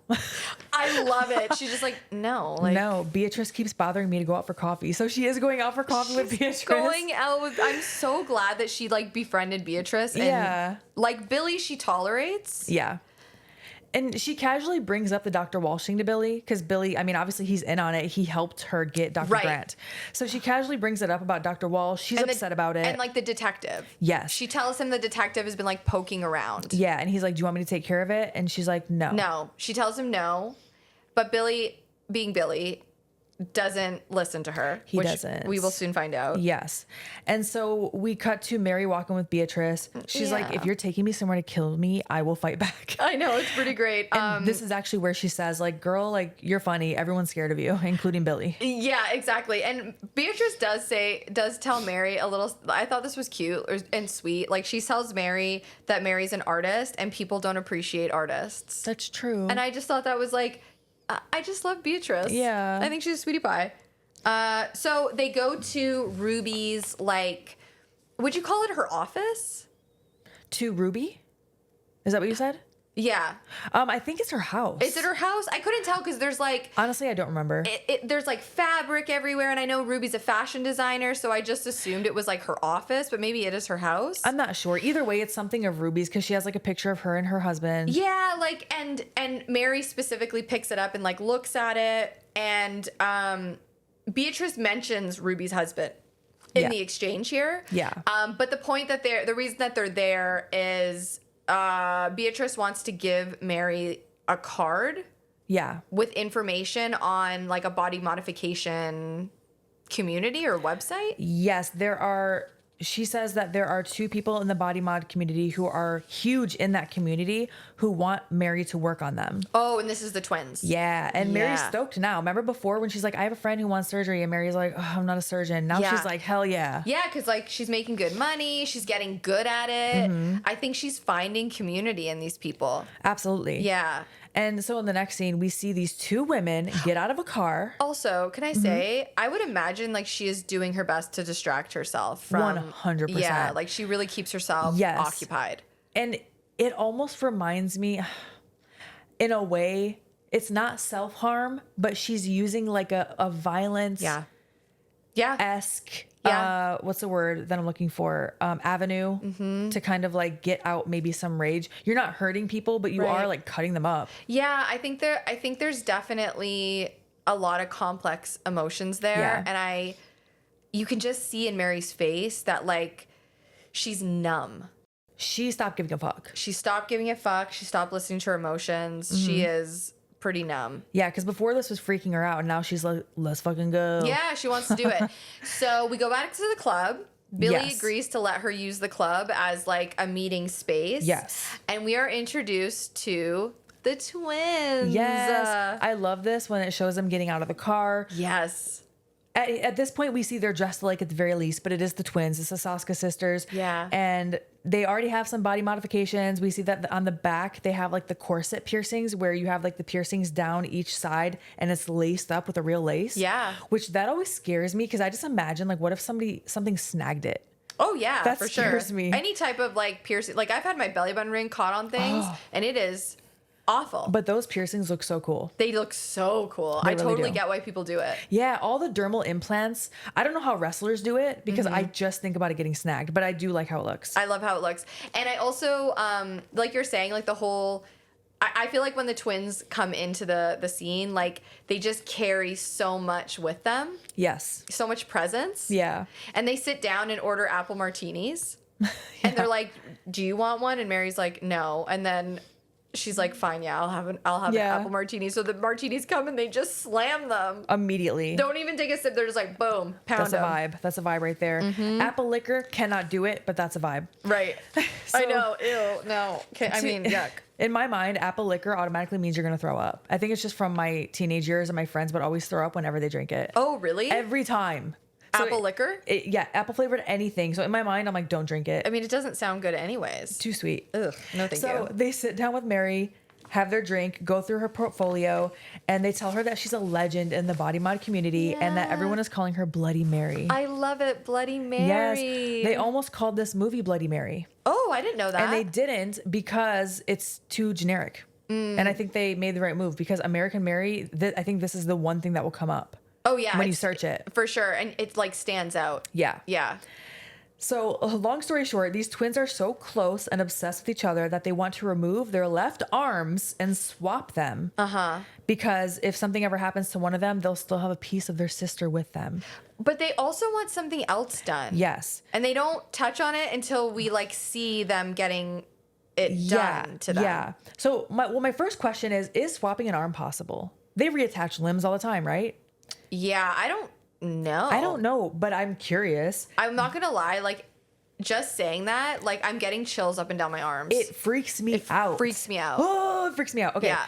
So, they also hand her a paper and they say that this is what we want to look like. Yeah. So there is more to it, but we don't know exactly what it is. Yeah, they like give her a blueprint. Yeah, they give her some type of blueprint. We don't see it yet. Yeah. Mary ends up asking Billy, hey, do you know anyone that can help me with the surgery? Because it's on 2 people. Do you know anyone? Of course he knows someone. Of course, Billy knows everyone. I'll give him that. You know, he knows a lot of people. Imagine if someone asked you, like, hey, do you know anyone that can help me reattach these people's arms? Yeah, you got like a backdoor surgeon that'll... Sure don't. No, I don't. No, I don't. So the doctor that he brings in to help her is this guy who only speaks German. And we see them starting to perform this surgery. They're cutting off the twins' arms. Yeah, and right before they go under, they like pinky. Oh, yeah. They hold each other's pinkies. Yeah. I went, oh. They're that close. I love it. And then we can see them putting some implants in their head. We see a glimpse of the paper at this point of what they gave Mary. And basically they want to look like demons. Yeah, I think so. Like So, little devils or something. Yeah. I was a little surprised by this. I thought it was going to be something more, but I think the arm swapping was really the big, like, crazy thing. Yeah. In And this. and I thought it was cool too because they show her like putting the implants in their face. In their face. So they're getting like little horns, and it looked like the picture had those horns down the spine. So maybe that's where they got it too. Yeah. I was a little disappointed only because I really wanted to see what they got done after, and they don't really focus on it. I did too. I wanted to see it as well. Yeah. One thing I will say that I really appreciated about the scene with the twins is, like, you know, I think sometimes people would assume that people that are doing body modification, like, they're weird or it's strange, which I don't feel that way, but I could see people feeling that way. Yeah, there are some that scare me a little bit, but Sure. I thought they did a good job of like humanizing the twins in a way of like they love each other, they're really, really close. And yeah, it's, you know, someone would think that might be weird. Yeah. But I kind of understand like why they want that. there's a deeper meaning behind it. I think that's it. Like, Yeah. you know, it's not just this, it could just be as simple as like, I just want shit in my body, but it Yeah. also, but I like that there was like story to Yeah. it, you know? Yeah, I don't I'm know. sure it's a variety all the time. Some people might just want the aesthetic. Yeah, some which people is might fine have, too. Yeah. Yeah. And some people might have a really deep meaning behind it. Personally, I would never swap an arm with my sister. No. But teach their own. Listen. If it's possible. Maybe matching tattoos. Hey, there you go. You know, You I got to don't know. start somewhere. An arm, not for me, but I liked that they made the twins like real people that love each Yeah. other. I also do like that for the twins, they like kicked it up a notch. Like, no, we're not just getting horns. We are cutting off arms. Oh yeah, for sure. So the surgery was a success. We don't really get to see it. That's okay. We cut to Billy, who is beating the shit out of someone, but we don't know who yet. We don't know. And also, can I say, I loved the music that was playing during the surgery. Oh, what was it? Do you know? Well, one of the lines is, "I want your body and you want my body." Okay. Literally. Honestly, the whole soundtrack is freaking bomb. But I love that they used that song Yeah. for that specific scene. That fits perfectly for what they were doing. So Mary enters this dark room, maybe a basement, and we see Dr. Grant. And he is hanging from basically meat hooks. I don't think it's a basement. I think she walks into either like an empty factory or it's like a Okay. storage unit. It's like something It's some like dark that. room. That makes sense. It's like a remote location. Yes, yes. And I just assume any dark room, it's a basement. it's a basement somewhere. Yeah, maybe it is. He is hanging from a hook with no arms and no legs. Yes. All limbs amputated, mouth sewn shut, Yep. lyre carved into his forehead. Yep. And she starts taking pictures of him for her website because she says nowadays everyone has to have their own website. That was very true, especially in 2012. I feel that. Oh yeah, for sure, for sure. We need one at some point. Yeah, we do actually. I don't know. Well, back then, social media really wasn't what it is today. Yeah. So now sometimes social media can take place of a website. For sure. But back in the day, before Instagram really kicked off or Twitter, Everyone had a website. had to have a website. Yeah, for sure. And she also says something about how his incisions are all infected. Oh yeah, she's like, "Ooh, that's pus coming out of that. Sorry." And there was no CGI used in this movie. No, I know. Fucking love it. I love that. Love practical effects. It's the best. He has boogers like pouring out of his nose. He looks so vulnerable and just like a little sitting, hanging. Duck with no arms or legs. That's what I was gonna say, but like a duck is too cute. That's true. But I love his vulnerability that he has no power. His power is literally fucking gone. It is at zero. Done. You know what I hate? I hate that I have empathy sometimes because there was a moment where I actually felt bad for him. And I don't want to feel bad for him. I'm like, no, fuck you. You're a human. But I'm if like, you didn't in that have moment, I'm like, fuck you. I know. If you didn't have any empathy, I mean, sure, it's upsetting. It's upsetting to see somebody hanging from a hook with no That's arms what and it legs.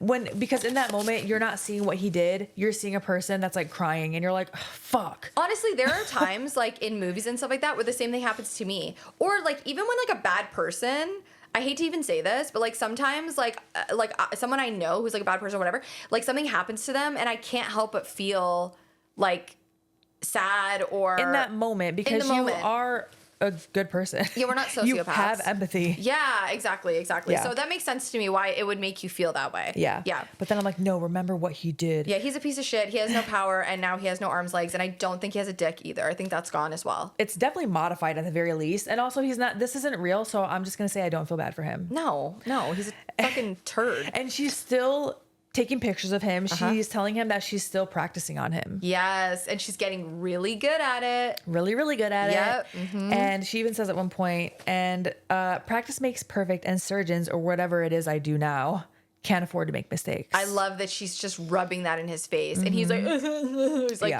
trying to cry. He's just... So suddenly, Mary is hit in the head and is knocked out. Yeah. And we see that a security guard found them. So it is like, some building that is being patrolled, obviously. I felt bad for this guy. I did. Because he thinks he's doing a good thing, which maybe, according to some people, he is. I don't know. Like, if you were a security guard and you walked in on that, like... You're like, this is a serial killer right here. Yeah, I gotta help this man. And he does. He lifts Dr. Grant off the hook. And Mary, at this point, like, wakes up. And she bludgeons the security guard to death. Yeah, I think she like stabs him in the leg at first, gets on top of him, and just beats him to literal death. She does. Like, all the rage that I think she feels just like was unleashed onto this poor security guard. Probably what she wanted to do to Dr. Grant, but she didn't want to kill him. Yeah, exactly. And so then Dr. Grant, I hate even using doctor because he's just Grant, has managed to wiggle his way away from her at least maybe 10 feet. I just picture him bouncing on his belly like a cartoon. Like a sea lion. Yeah. Or like some kind of, like a seal. I think also his limbs, weren't they amputated like to the elbow and the knee? Because you could still use those too. Yeah, but imagine how painful that is. They're infected. That's true. Anyway, more pain for Grant. We love to see it. She catches up to him. She's not even in a hurry. No. Because why would she be? She's like, where are you going? Yeah. And the way she has confidence here and her walk now is much more confident and now I feel like she thinks she's untouchable the way he did at one point. For sure. I mean, she has the power now. Yeah. She knows it and he knows it. Yeah. And he is so scared.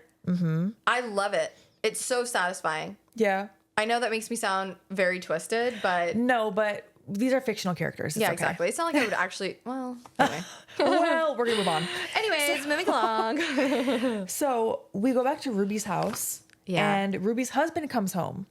Yes. And at first, he seems very excited to see Ruby. Yeah. He's been away. He puts a necklace around her neck, maybe a gift from, he's been away.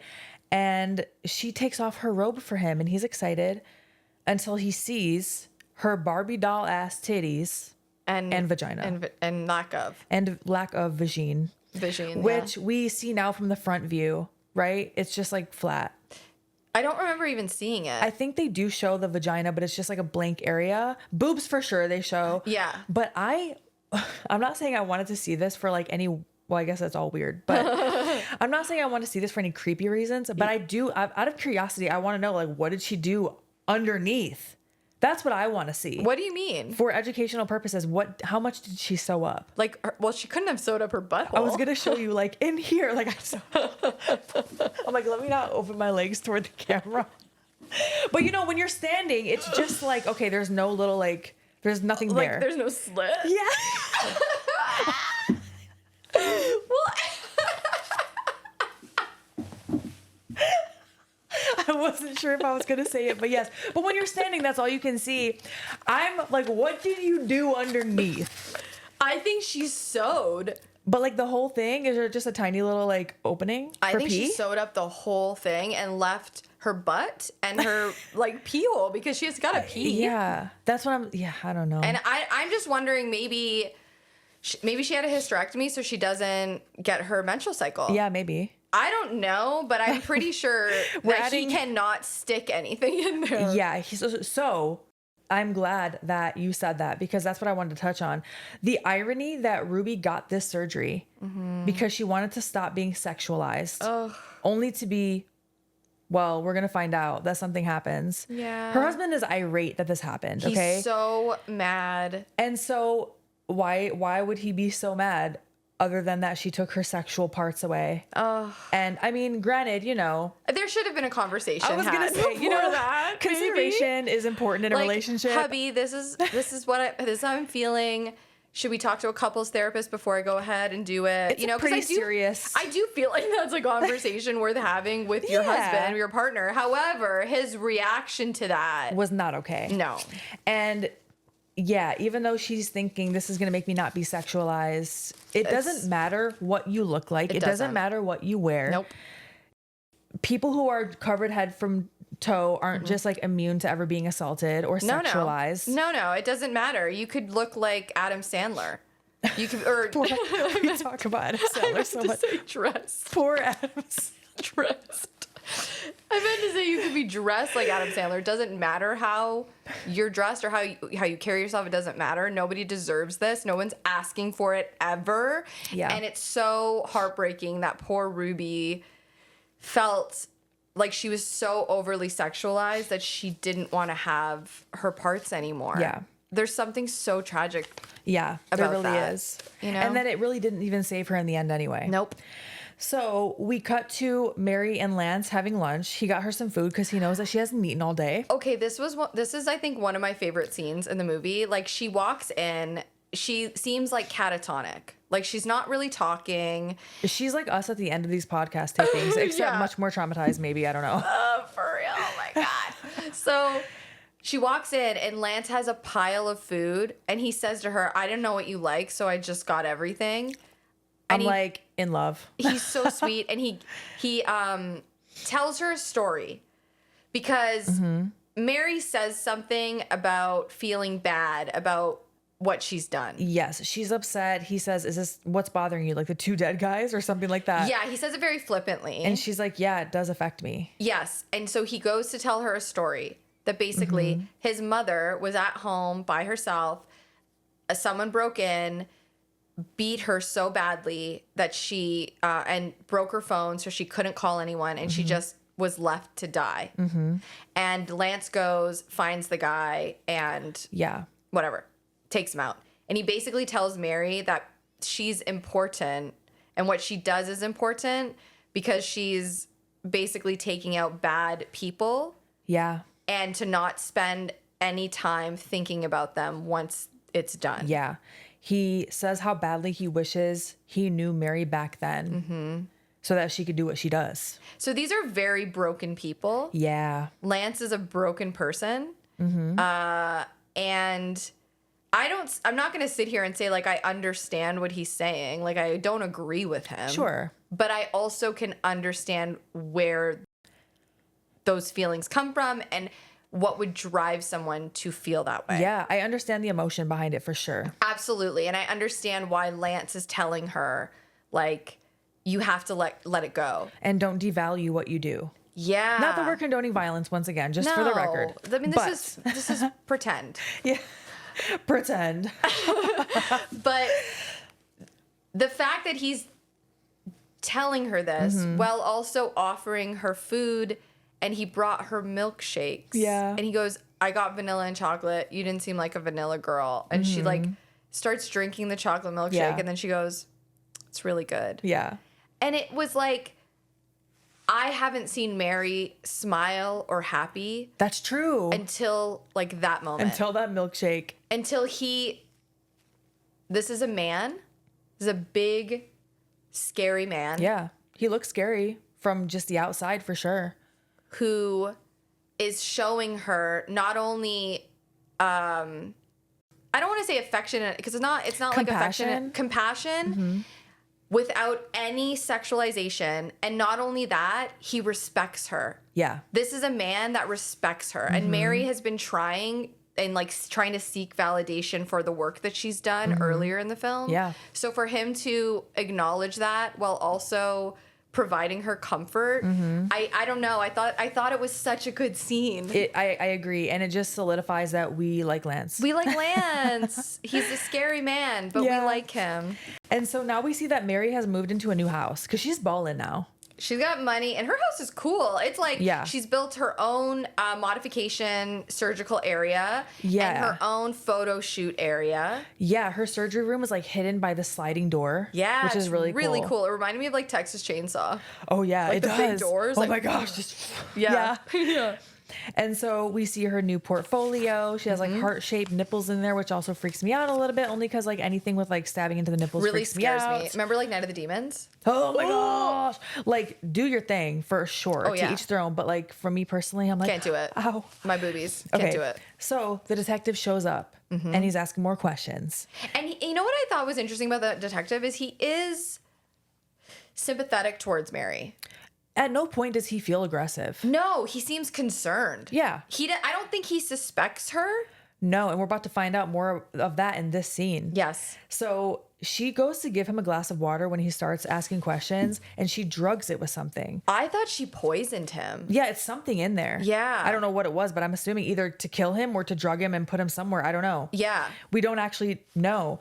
But as she's going to hand him this glass of water, the detective is talking, and he's saying that it turns out Dr. Grant and Dr. Walsh are really fucked up, basically. Yes. And that they're videotaping girls while they're assaulting them. And all of the girls that Walsh mentioned were on those tapes. Yes. And Mary's like, was I on those tapes? Still playing dumb. Still playing dumb. Yep. And he says, no. Oh, I'm sorry. We cut to Billy here. Yes. So the detective says no. The detective tells, no, we don't have the tape.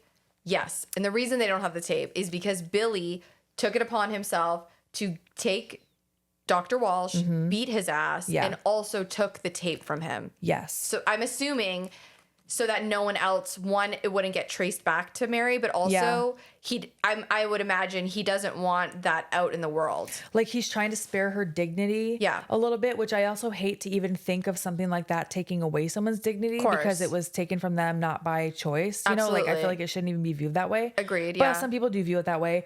But I do think not letting her get traced back to Grant was huge. I think that was a big part of it. Yeah. And also, let's not beat around the bush. Billy is into her. Yes. And so this is personal for him. He's trying to protect her as much as he can. He's trying to protect her. He's protecting her, and he's pissed. Yeah. So I guess he only took Mary's tape because everyone else was on it except Mary. That's right. The detective says no. As he's going to drink his water, he's like, I think Dr. Grant is a monster. I think you're a victim, and I think I can help you. Yeah. And Mary changes her mind, and she snatches a glass from him, and she's like, oh, there's a chip in this glass. I'm sorry. So something almost happened to him. We don't know what. Yeah. Mm-hmm. And after this, the detective leaves, and Mary gets a call from her grandma.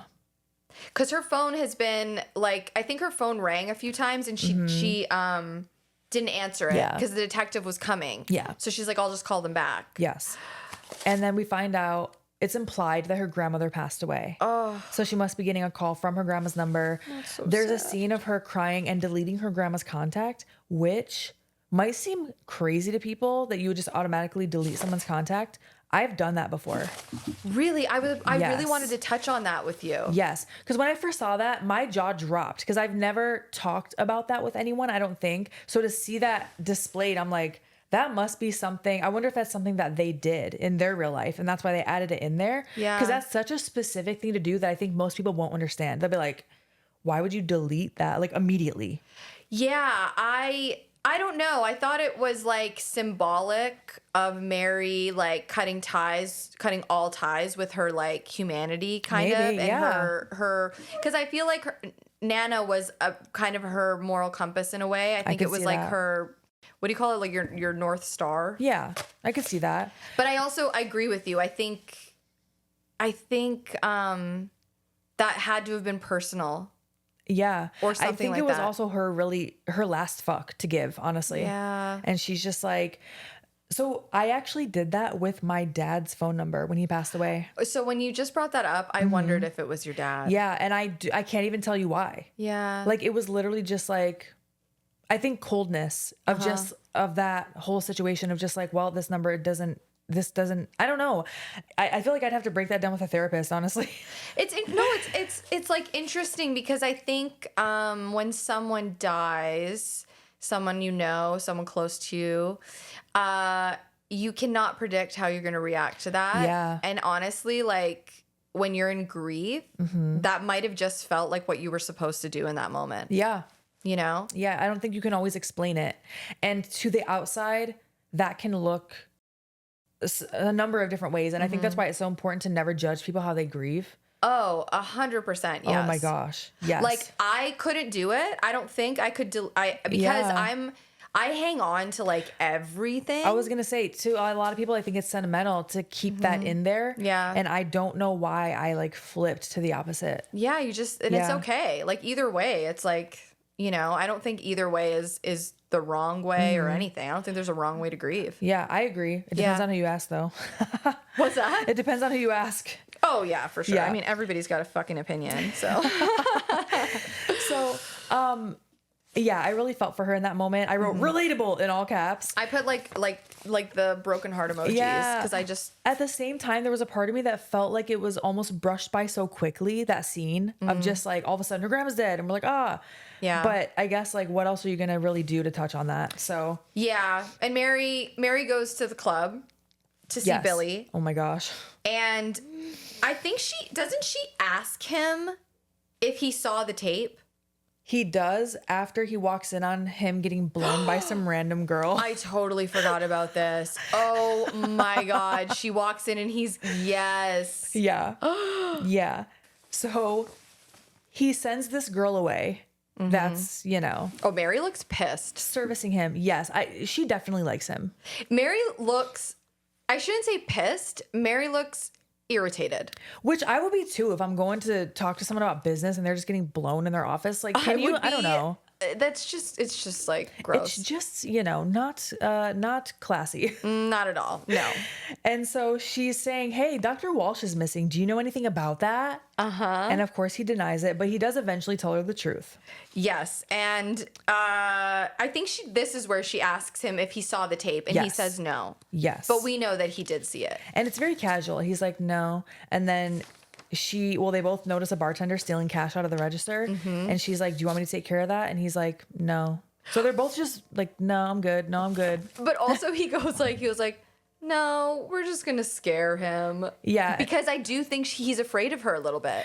I do too. And then she's like, "Well, I can scare him." Clearly she wants to scare someone because she's riled up and she wants to exert that energy. So she follows the girl who is blowing Billy into the bathroom, which immediately I'm like, I think I said out loud, "Leave that girl alone. I know. I felt bad for her too. It's not her fault." It's not her fault.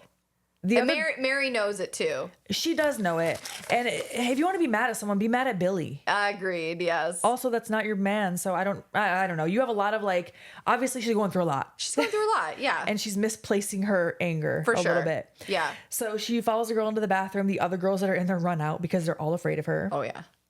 Mary starts taking out all of her tools on the sink while that one girl is in the stall. And girl can like see through the little crack. Yes. And she pushes the door open, drags the girl out eventually after she's like done laying out all of her tools slowly. She puts a knife up to her neck or some type of blade. I don't remember exactly. Yeah. And she stops when she looks up and sees a camera. And she looks into the camera. Like, yeah, so how do you interpret that? Because I was like, did she see a camera and she's like, oh, I can't be on camera killing someone? Or is she like, look at me, Billy? I think she's sending a message. I don't think she was going to kill that girl. I think she was, I mean, maybe she was, but it seemed like a show to me. I could see that too. And I do love what she says next, though. I will say it's an iconic line. She says, it's not entirely personal, just the wrong place at the wrong time with the wrong dick in your mouth. I know. I think I wrote the exact same line down. Yeah. Which, once again, misplaced anger. Leave that poor girl alone. But that was funny. It was, yeah. And doesn't the girl, like this, and Mary finds her outside when she says that, right? Doesn't Mary like follow her out and say, yeah, because the girl's like crying, obviously. Yeah. But that was a direct message towards Billy. 100%. Like, I do agree. Yeah, like, don't do that when I'm walking into your office. Yeah. You know? And so. Or I don't know. Like, do you think there's more to it than her just being irritated that she walked in on that? Or do you think there's like some possessiveness there? I think it's both. I really do. Yeah. And they're both annoying to me because it's like, if you like each other, say something. And they're both just annoying about it, but we'll get to that in a second.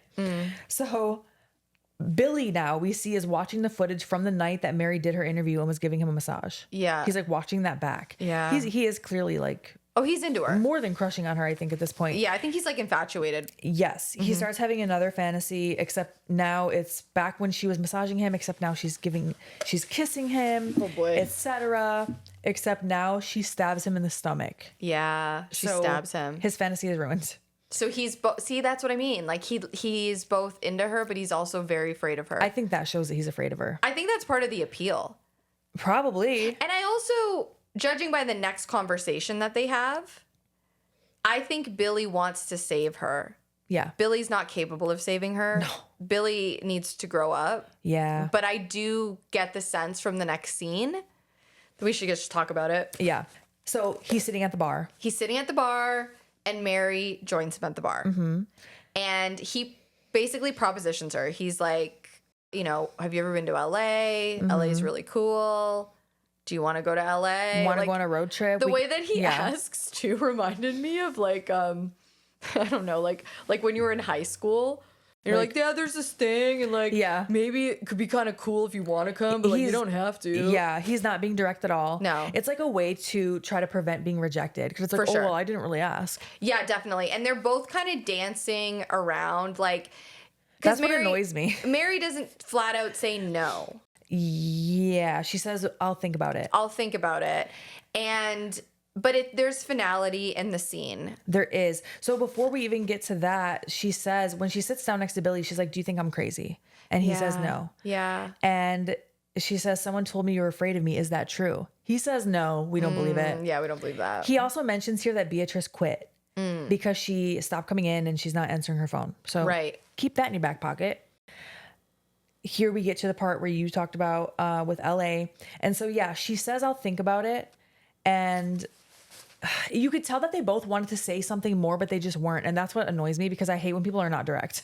Yeah, I mean, it bothers me too. I also think that in another life, they maybe would have been, I don't even want to say that. I think I think their relationship is very complicated. Yes. I think, again, as much as I don't like Billy, I think these are very broken people, Billy included. Yeah. And I don't even think they understand how they feel about each other, but these are two lonely, lonely people. That's true. And also, I think about how terrible they probably would be together. Absolutely. They so are toxic. not okay. Neither of them are okay individually. No, exactly. This would be like, gosh, what was that movie?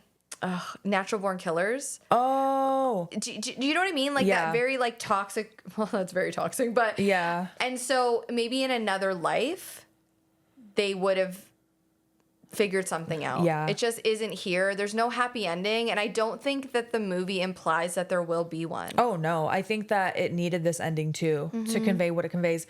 And so she does say, you know, I'll think about it. I'll call you. Yeah. Bye. And then he says, goodbye, Mary. Yeah. And that did feel like, oh, do you know that this is the last time you're going to see her?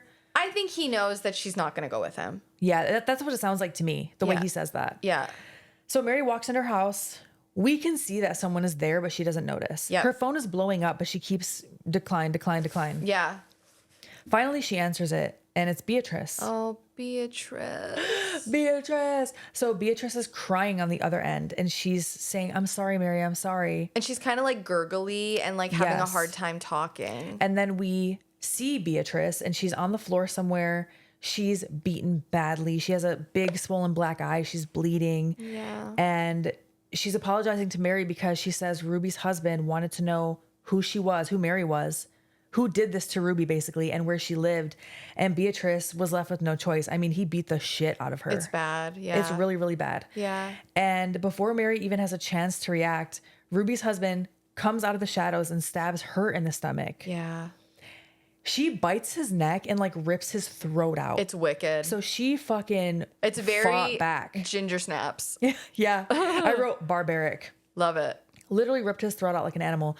And so, you know, she pretty much killed this guy here. He falls. He's gurgling. He doesn't look like he's going to make it. She's bleeding from the stomach, but she starts slowly crawling toward her surgery room. Yep. And she knocks over her table of tools. She starts... Sewing herself up. Yes. Yeah. While she's bleeding out, she starts sewing herself up.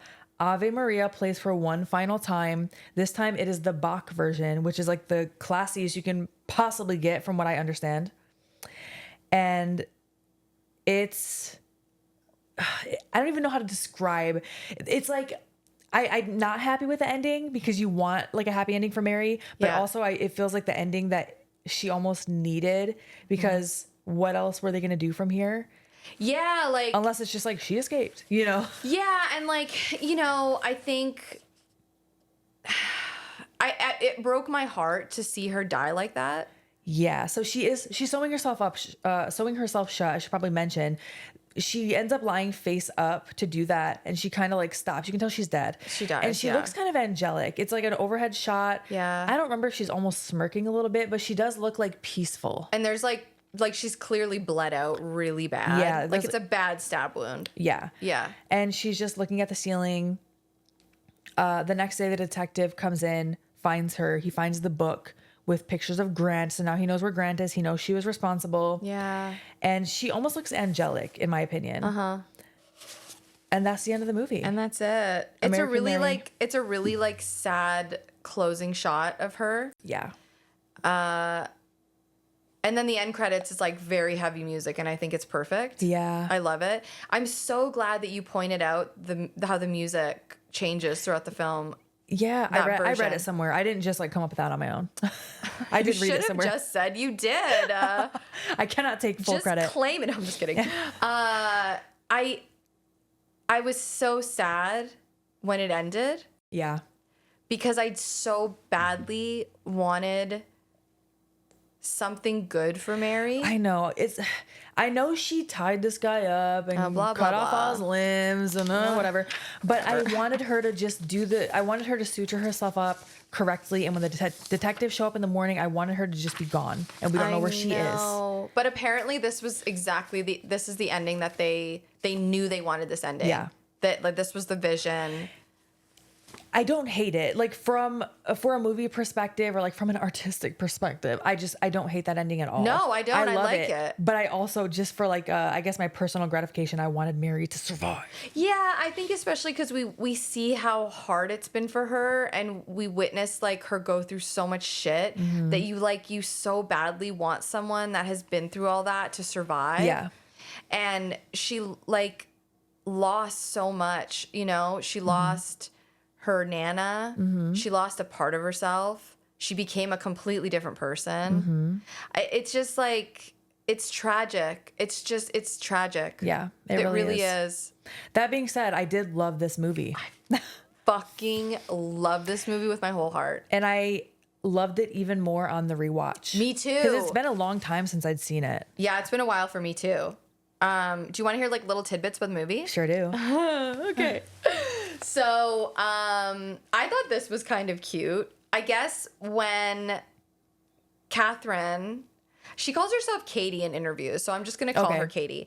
But she tells a little kind of story that like when she couldn't get a scene, like she couldn't like figure it out, they would tell her just be like Sylvie.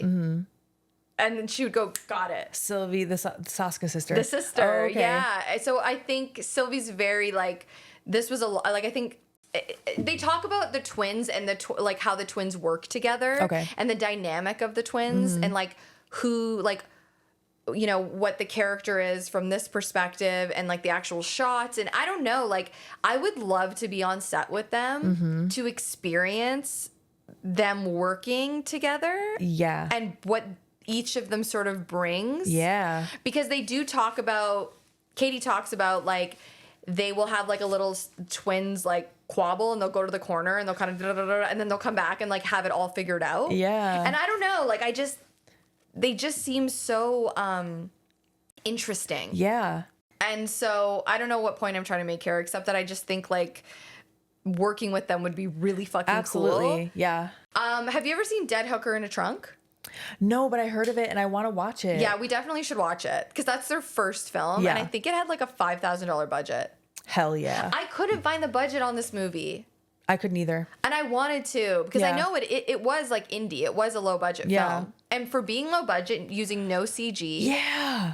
You wouldn't know. No. You really wouldn't know. And the No. acting is good. There's no point when I'm watching this movie where I'm like, oh, No. that doesn't look good. Or that looks like super indie. I agree with you 100%. Yeah. I think every shot in this film was like very thought out. Mm-hmm. Again, the music choices. I think Catherine is just an incredible actress. Yeah. I really, really do. And Yeah. I can't say enough good things about this movie. I hope you guys liked it. Hell yeah. Thank you so much for listening. Please follow us on our socials. At Chainsaw Girls Pod, we're on Instagram, TikTok, and what else are we on? YouTube. Facebook? And Facebook. YouTube. Yes. We're just everywhere. Oh my gosh. Watch the episodes on YouTube if you're not already. They premiere on Mondays, 12 p.m., noon Eastern. They're premieres so you can live chat with other fans. We love the YouTube comments y'all are leaving. Thank you so much. Oh, they're awesome. And I've been hopping into the live chats when it premieres. Yeah. And it is so much fun. And you guys leave us such detailed comments. Yeah. I love it. There have been times where I've like found out information about the movie just based off the comments. Obviously, we love talking about the movie, so there are things that sometimes we miss, or we Yeah. have questions in the middle of our episode. We're like, shit, we don't know the answer. And then you all find it for us. It's so much fun. The best. Yeah. It really is the best. So thank you so much for that. Yeah. And as always, you could email us at chainsawgirlspod@gmail.com. You got it. Also, we don't know if this is, by the time episode releases, if this is going to be out yet, but we are starting a Patreon. Yeah, we're starting a Patreon. We'll have bonus episodes. We're actually extending this episode. Yeah, we're going to keep babbling after this. We're going to continue the chat. So yeah, that'll be exciting. If it's up now, all the links will be in our description box. And Yeah, you go know, check all out our that. social media and we will definitely be updating you when that is live. Yeah, for sure. Okay, Okay, bye. bye.